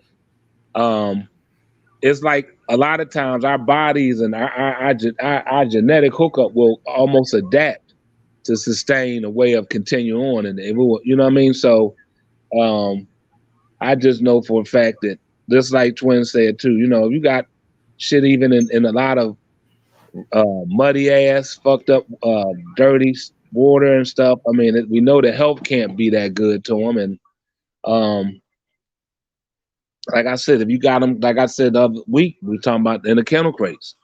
I'm just saying, I just don't see how it's not getting the correct sunlight that it needs for the different vitamins, D and other K and other different vitamins is needed. It's not getting. Is not able to actually let the muscles and everything stretch out. So it was so even like I said, that's bad. But again, it could be on a damn 100-acre place and they got plenty of space. But if it's not, in good condition, it's going to be bad for them. But now let's go to the good side of it. If we got a dog to say on a cable run and able to run and work out all day at his or her own pace, got the old a spring pole within their vicinity they can play with. They of course though that one is able to work themselves out and got plenty of space and room, and is not filthy. Indeed, that's going to be better healthy animal, less wormy, less parasite, less bacteria and funguses and that they have to deal with. So indeed, the environment and the conditions make a big difference in their growth and development. Yes, sir. Welcome down, Ram. What's your take? Gotta agree with both the OGs, and I add on that dogs is like people and like they grow to their environment, And I use this example of myself versus like a Meredith Campbell or a Black Fight fan. Both of them from Texas. Both of them big old giant genetically built niggas. Now I got big old giant genetically built niggas like that in my family too. But I grew up in an apartment, Pops, his brothers, my brothers, and my cousins all grew up in houses type shit. I grew up in the neighborhood though in the Jacks. You feel me? I didn't have a lot of living space to grow. So I truly believe that played a part in why I ain't get as big as them motherfuckers did, Same diet, same everything else. Just our living conditions was different. We got the same genetics, all that shit. So I truly believe that dogs grow to their environment, You see a lot of the New York style dogs that be in the basement in the crate and shit, they don't be too big, but they have litter mates that's raised in the Carolinas that's fucking giants, And of course, you gotta live in a clean area. You feel me? Even though I come from the Jacks, my shit wasn't fucking all in squalor and shit. You feel me? It was still clean, up to date type shit. That should be fucking go without saying. But yeah, that play a fucking part in it. Yes, sir. Yeah, absolutely. Absolutely co-sign. Let me Mr. Anderson in the super chat showing love, appreciate the support, coming through with the 10-piece chicken nugget. He says historically, in the panel's personal opinion, how do you price a one-time winner all the way up to a grand champion if you were gonna sell the dog? Skills, blood, productivity, etc.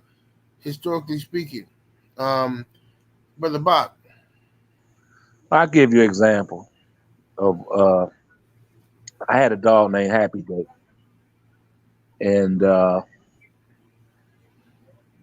he was fuck that. I'll just go with the quantity.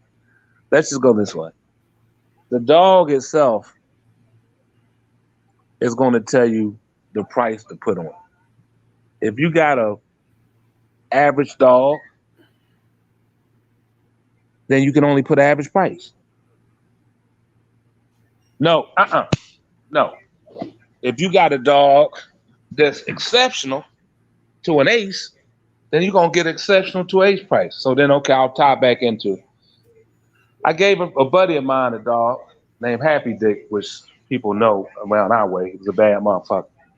I gave it to him. He went back then and matched him. And he did it for a nice penny. And the person who lost that nice pot turned right around and offered to buy him for what he lost. And so the dude, he made a good penny on a pot as well as selling it.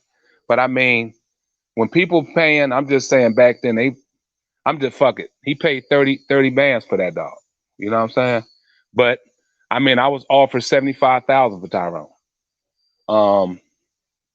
Some people offered 100 and something. Depends on who want to buy the dog. Depending, you know what I mean. But my thing is, let's just say back then, because I don't know nobody doing shit now. But let's just say back then, you was matching for 50 to 100, big one. You're not gonna sell that motherfucker less than that.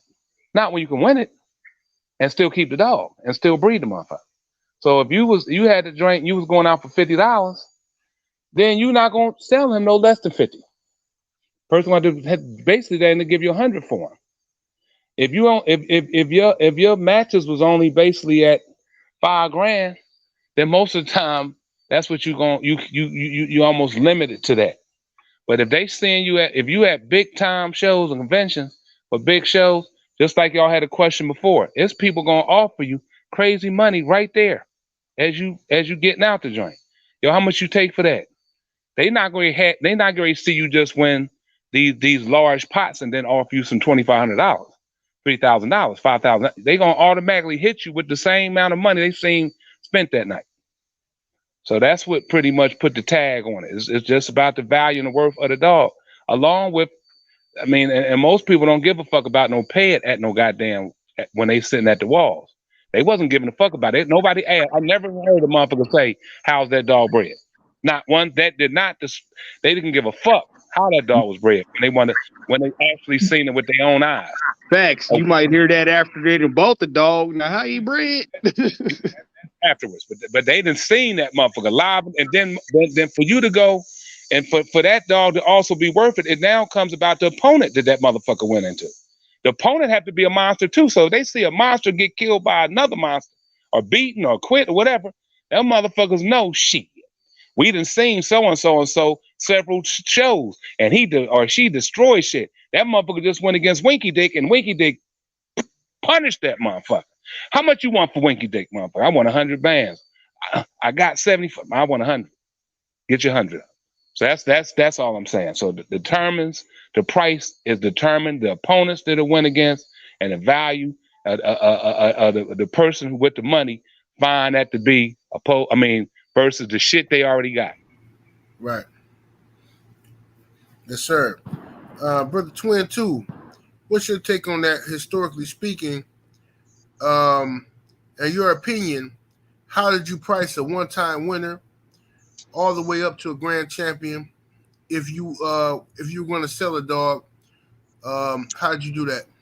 Oh, one question before you go to Twin. Just to answer, it doesn't matter if it's a one-timer, a grand champion. A motherfucker have a one-timer and won 100. Just saying. Yeah. So it might be different about how many it won. That don't change the price. And just to be honest, by the time a motherfucker get a grand champion, it's so much wear and tear on the motherfucker. To me personally, I think the 1 or 2 time winner is a little bit more valuable to me. But go ahead, I'm sorry. All right, go ahead, Brother Twin. I agree with you on that one. I think one, I wouldn't sell my match dogs. Now, when I got out of dogs and I sold Pretty Mama and Brat, they both went for 25 grand a piece. So now I can tell you that I watched my boy from Pro Set.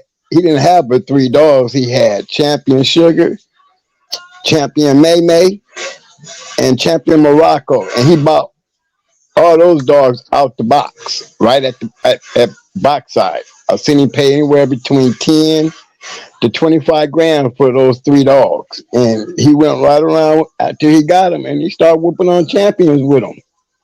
So he made his money back times the amount. But when it comes to me, my value, I don't sell match dogs. If he a one-time winner, he's gonna be a champion or he's gonna be a loser before I sell him. Now, when it comes to their career being over, you know, it depends on what I'm doing. If I'm breeding, because a lot of my dogs are bred to, if they prove themselves in the box, I'm going to be doing some breeding. So I've never been a fan of selling my match dogs, regardless, whether they was champion or even I never had a grand champion. But if I had one, it would be hard for me to sell because money doesn't put a, you know, my value, money can't mark, you know. I've had a lot of guys offer me some crazy money for Brat. I mean, some crazy money for Brat. You know, I would not sell her. Yes, sir.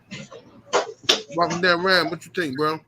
Gotta agree with both those G's, and I add on.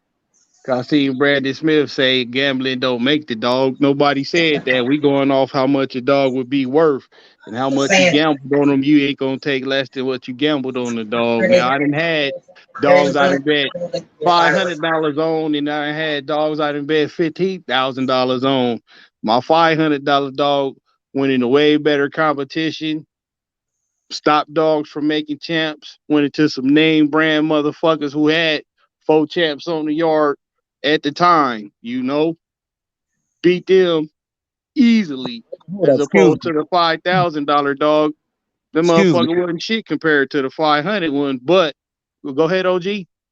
I'm sorry. That's just the most bullshitting ass statement. I'm sorry. I don't care who get offended. What the fuck you mean when the person mean that the gambling of it don't make it? That's what makes the dog valuable. If you won $100,000 at a match, you not gonna sell that motherfucker for $2,000 talking about it's only worth $2,000. That Exactly. I think he didn't understand what we was talking about. That's why I addressed it, okay, because that shit didn't make sense at all. no Hell sense. no. My $500 dog, I ended up selling him for 20 bands. But every time he went into some top shelf motherfuckers, whereas my $15,000 dog just went into Right, motherfuckers who had the bread. They dogs wasn't shit. And that's where I learned them high match dogs usually suck. But right, but if I was to do it, yeah, a champion, 20 bands. That's what we sold ours for. And I didn't want to sell them. I just fucking threw a number out there just so he could stop asking me. And the motherfucker came with it. So shit, it is what it is at that point. I got to honor my word. I said it. Can't take it back once it's out there. right. Here you go. But his fucking his nephews and all that shit, not as much, but they were still good quality dogs. So it just depends, like you said, OG, on the competition. Because the dog I'm talking about, we went into VBK with them, stopped one of them from making champ, and they brought the dog back out and made champ with it. It was still a good dog. He ain't quit. It's just our dog was better that day. And like I say, we 2-2 with them.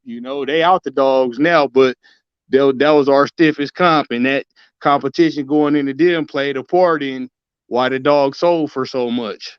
So yeah, but like Twin said, I really wasn't selling my match dogs, so I was keeping the motherfuckers and breeding them and making more match dogs. Cause I was a hunter, bro. I didn't fucking care about none of that shit. But it's some motherfuckers right now who will give you 12 bands for a dog that they just seen in rows. You feel me? Because they know Right. what the fuck they looking at. And they giving you the price. You didn't say this dog for sale. You motherfucker didn't even want to sell the dog. But nigga, I got 7 now. Couple months go by, I got 12 now. What's up? Type shit. You feel me? Right. Because motherfuckers know the value of the dogs. And they know when they see a good quality dog. That shit don't come around too often.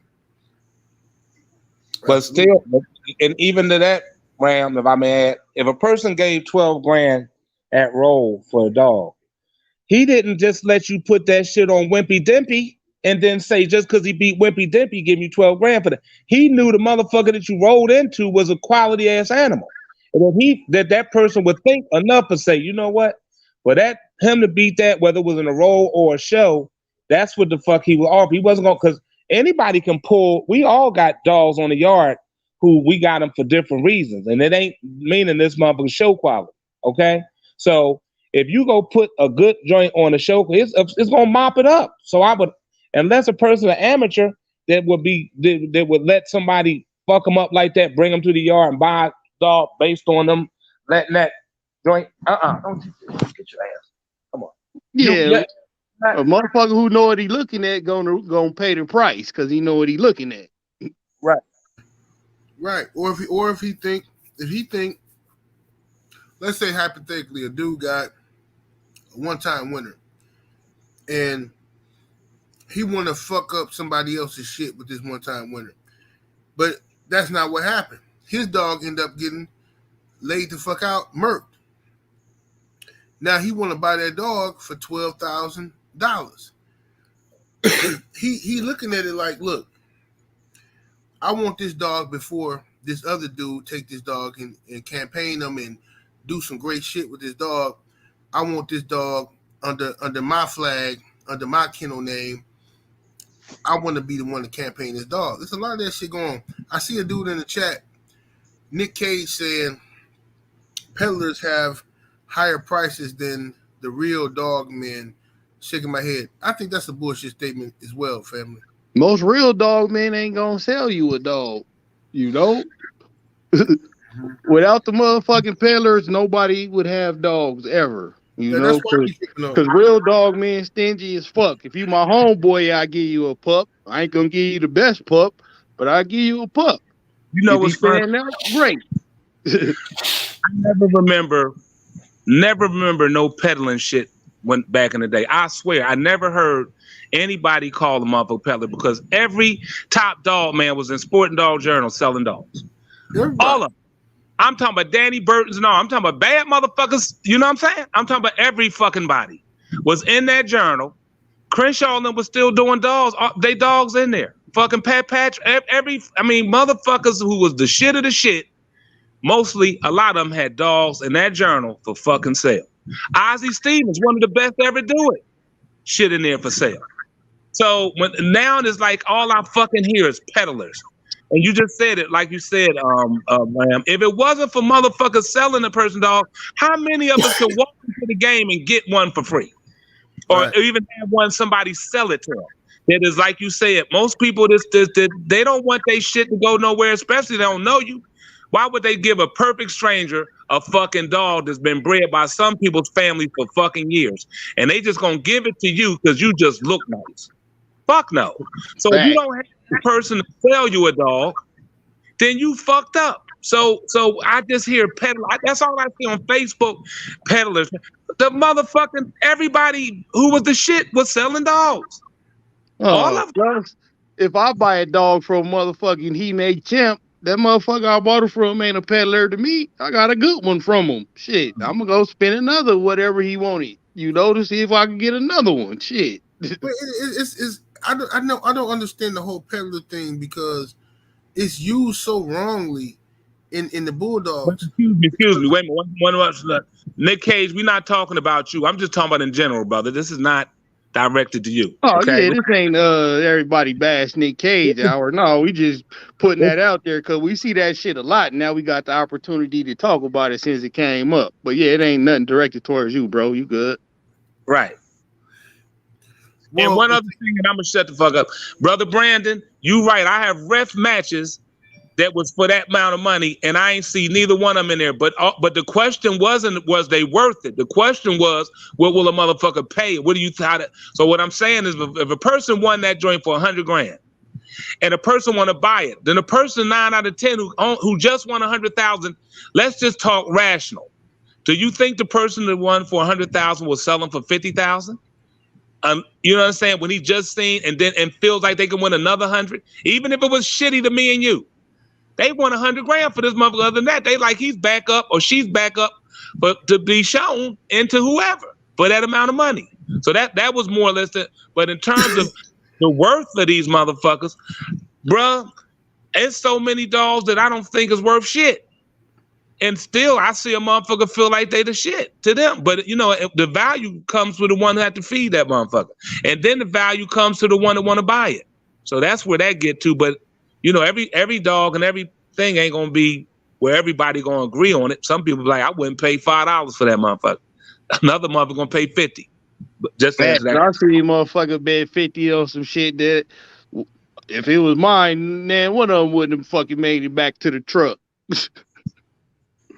And one of them won, you know. You wouldn't have came back home with me. Right.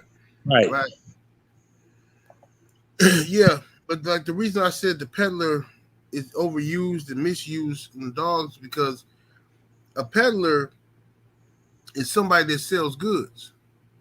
All right. So anybody that sells a dog is a peddler. If that's the like what people are really trying to say is somebody who only get dogs to breed them, to sell them, to make. Like if you fucking selling unchecked motherfucking munts and curs and yeah, now you peddling, but they usually only want 500 for them type shit. You feel me? Yeah, they trying to flip that shit, make them some money real quick. You know yeah, so they can go buy some weed. Right. What's up, Lil Rock? I see you in the building, fam. Little Rock, honey.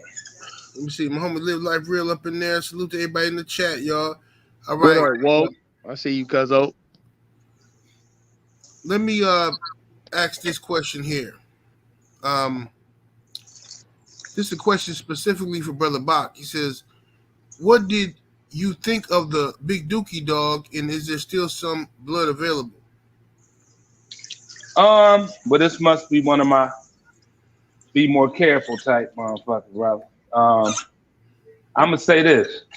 Big Dookie, if I can give a quick little story without.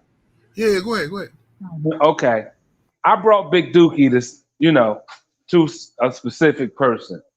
And when they seen him, because I hear the same shit about a particular dog that I don't want to mention.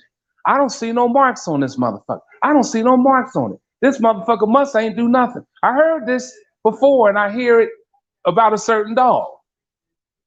You know what I'm saying? And I'm talking about, but so we going about then, right? So when I get there, I bring Big Duke, and we talking about in the early 90s, right? Let's just say that. The early 90s. And he looks at the dog and he was like, damn, man, I ain't never questioned your word because everything I ever got from you was a missile. And everything you ever brought, I ever had, made champions, the grand champions, and all this, that, and other. I said, that's what's up. He said, but I don't see nothing, no mark on this motherfucker. I said, bro, he just killed his 2-time winner father. I ain't got the pictures to show you, but I said, bro, I mean, you can match into this motherfucker. It don't matter. We can match in it for the same joint or more. He's like, nah, I don't want to go into you because I got dogs from it. I said, well, I'm telling you. So anyway, he passed on it. So then I end up selling it to this other dude. Okay, dude, his friends see the motherfucker, say the motherfucker like Scooby-Doo. Said that motherfucker don't look like it, don't even like a pit bull, don't like it never did nothing. Bob trying to fuck y'all, right? So I'm like, when has it been any shit that's in this fucking area that I ain't have all winners? What motherfucking joint never came here and ain't do right? Name one of them. They couldn't, of course. Okay, so the one dude said, fuck that. No, the dude buys the dog. And so then he comes, he wants to bring it back to me. Because he said his boys laughing at him saying ain't do nothing. So I'm in a particular house and the dude said, fuck that, Bog. I've been trying to get shit off of it, and he asked, was it off of my Tyrone? So I said, no, this is not off of this is not even, I didn't breed this dog. I said, I'm bringing it down here for a partner of mine that was selling the dog. But I've stamped this motherfucker like that. So the dude says, fuck it. So he end up, hello, you there? Yeah, we here, brother. Yeah. Okay. Keep cooking. I thought I heard something. Okay, so yeah, I'm still here. So to make a long story short, he said, fuck it. He said, go ahead, I'll buy that dog off of you. So he buys it off the dude. Now I had to get the dude the money back. So he said, I tell you what, and since you motherfucking, you gonna think Bach lying to you, he was like, he said, fuck it. I want to go double the what you just paid for it, which I was selling it to him for $3,500. Dude said, fuck that. We go for $7 and a week off the hookup with this motherfucker because I believe in Bach. He said, Bach, is this motherfucker the truth? I said, definitely. Now they do the shit. He had got the dog from Lomas at that, so he was bragging about it. No disrespect to my dear brother Lomas. So he was like, so it's some good shit. I said, yes, I would hope so. Make a long story short, they go do these motherfuckers, and if the person was there, he knows it. It didn't go no more than 16 minutes. They didn't pick up an 18. He would have been history. And Big Dookie was doing that shit to every fucking thing else after that. So he was the hardest mouth bandit dog other than Flop Flop I ever seen. And the dude who had him, may he rest in peace, he just died not too long ago. He used to he used to buy people's bulldogs and put them motherfuckers in the basement with him. Big Dookie was putting shit to sleep at least 3 a day. That's how bad that motherfucker. Just for fucking, damn. just for pleasure. And the Well, the person second part of the question was, is there any more of it around? God damn it, now my interest is peaked and I ain't even in the dogs no more. The second part of that is Big Dookie got stolen. And the answer to the question, no. Fuck no. So let's just leave that there. Nope, sorry. If it was, I have a whole yard full of that crossing with my shit. Right. Yes, sir. Yes, sir. I wonder how many good dogs he went on to produce that they hung the pets on, man. I always wondered that ever since 7-8 told me the old Mayfield story with him and his grandpa. Yeah. Yeah, well, you can best believe, I don't know if Big Dookie was a producer, but I'm sure that the people that went and stole that motherfucker, they got him not just because they couldn't show him in that area because everybody know what he looked like. So they either had to send him far away, and if they made breedings, you know, I'm sure we wouldn't have known what they looked like today. But yeah, he was a motherfucker. He was official. A straight assassin. And here's the thing, and with no scars on him. And the person that asked the question noticed to be a fact. Well, if you see Big Dookie, he don't have a scratch. He didn't have a scratch on him, and he done probably been on 50 motherfuckers. God damn. Mm-hmm. Yeah. I'll take a yard full of those, please. Absolutely. You know what I mean? Brother Twin, let me ask you this next question. What is the purpose of a courtesy scratch? Yes, sir. That was my question, god damn it. Perfect motherfucker to ask. I think it's a waste of time. I see you scratch to win. Throw that courtesy scratch shit out. I've always been a firm believer in that. No, I don't like courtesy scratching. You and me, boy, that's why I fucks with you, because I'm scratched to win too. But one of my partners had asked me, well, he made a statement and said, courtesy scratches for losers to make sure they didn't quit. And I was like, nigga, you fucking smoking dick. You feel me? You fucking courtesy scratch even if you won to see if your shit was gonna quit if he did any funny shit, you know? Or if you think he might not go back.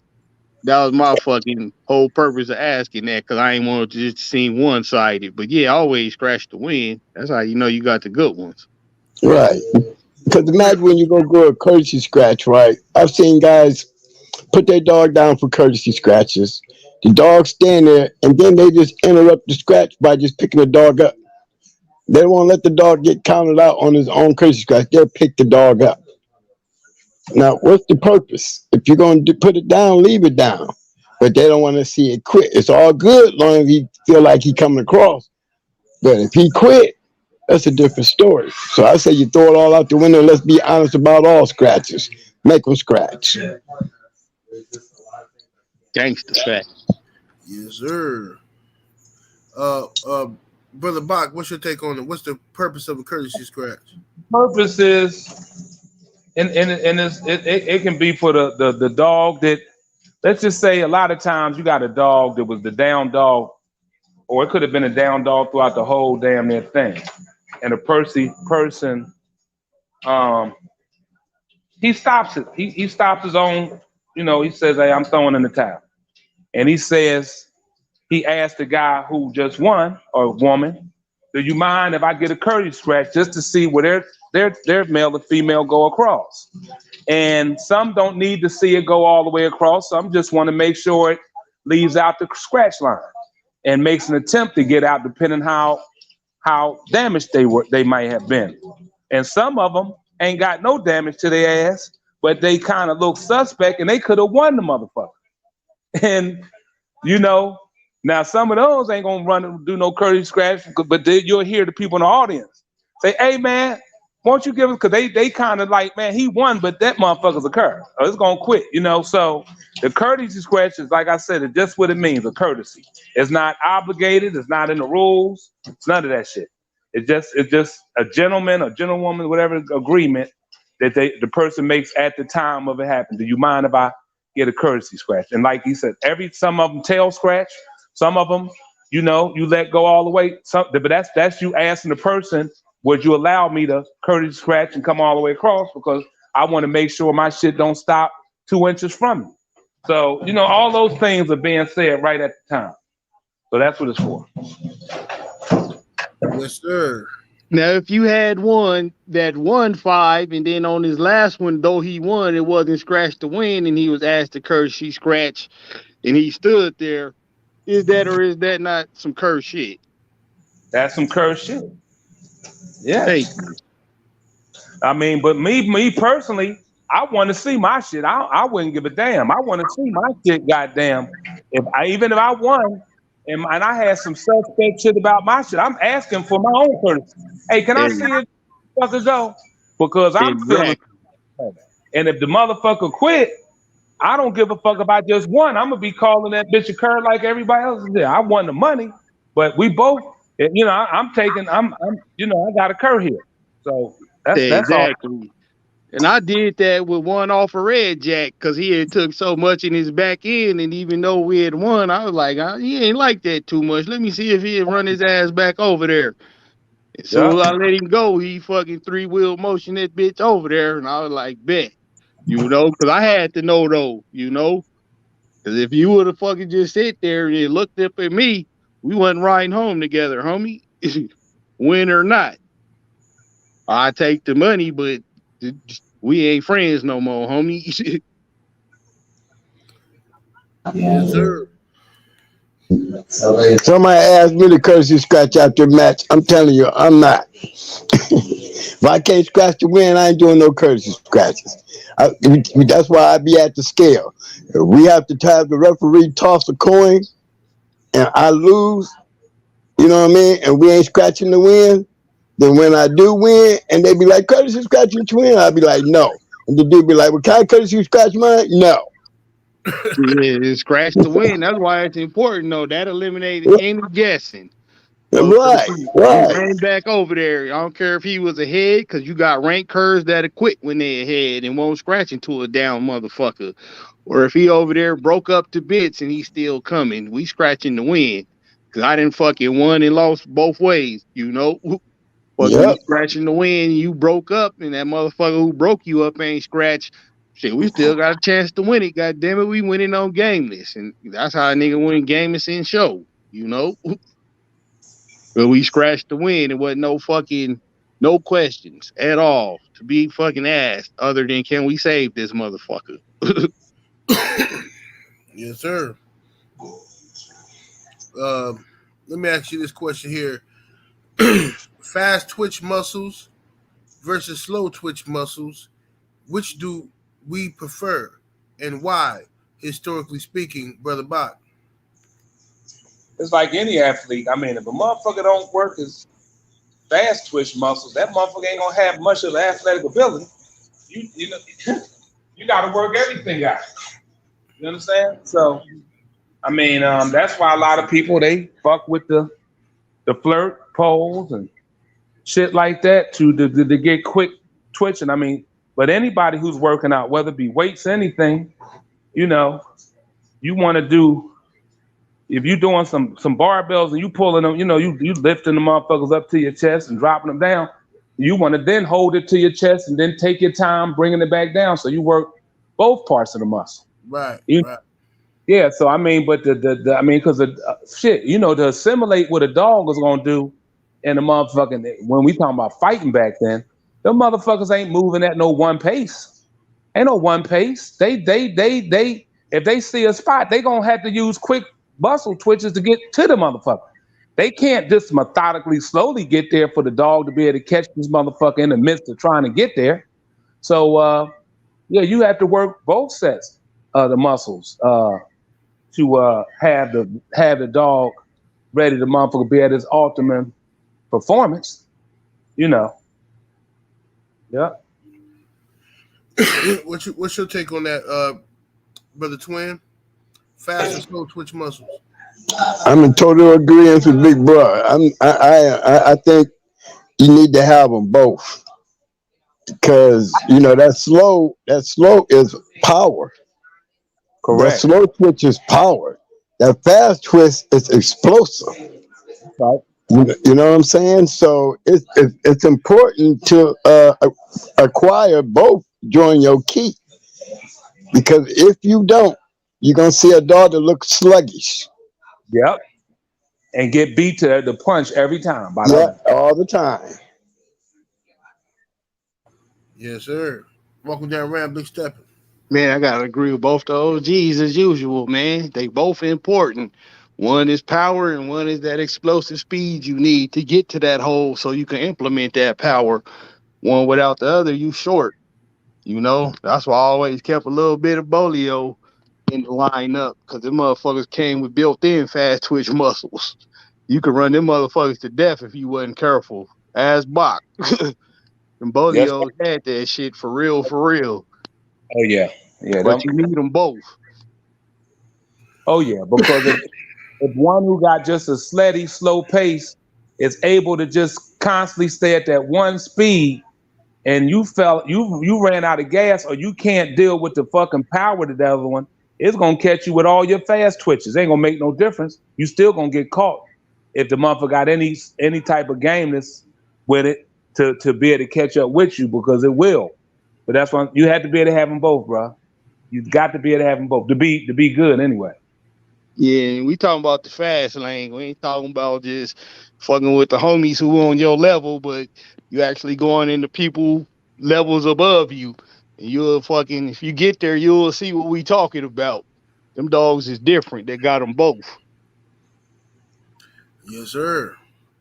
All right, man. I want an example of one right quick, guys. While we on that, okay, a quick example. I saw MAYDAY beat two multi-champions. I mean, they was basically, one was like a 6-time winner, and Mimi was like a 4-time winner, going for a grand championship when she went into MAYDAY. Now, MAYDAY had this ability that she had the perfect twitch.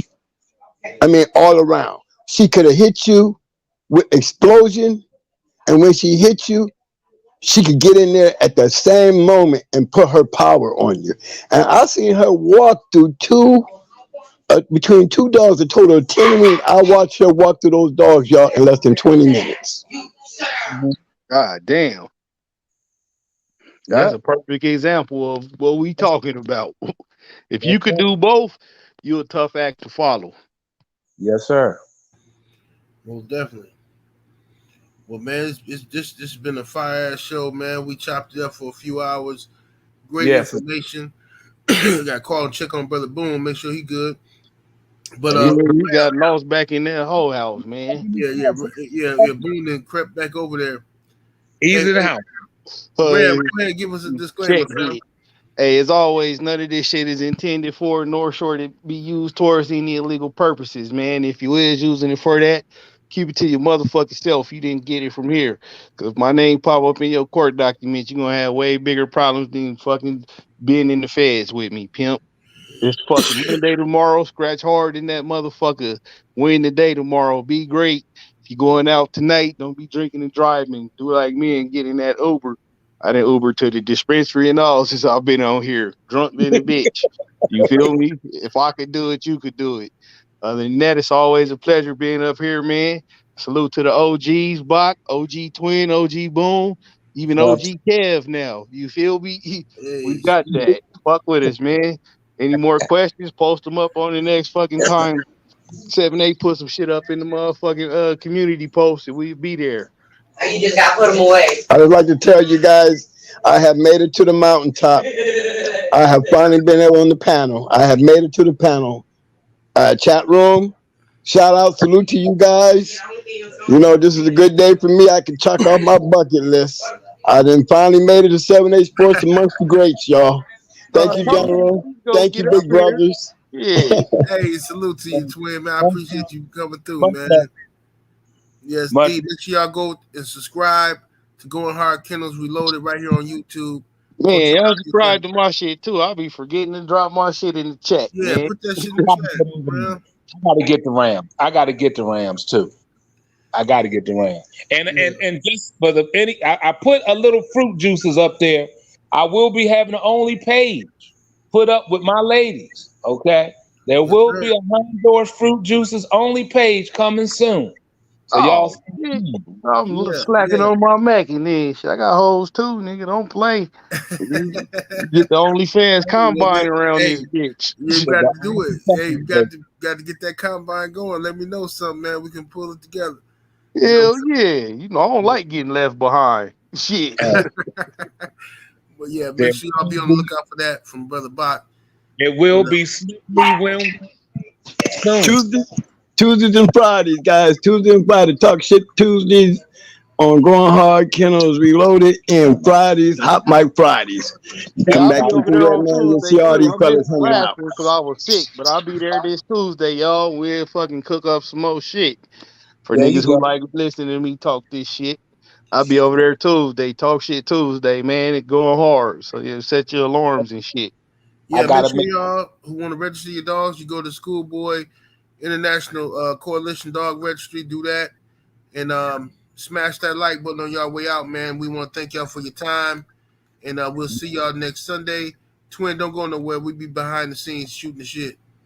and just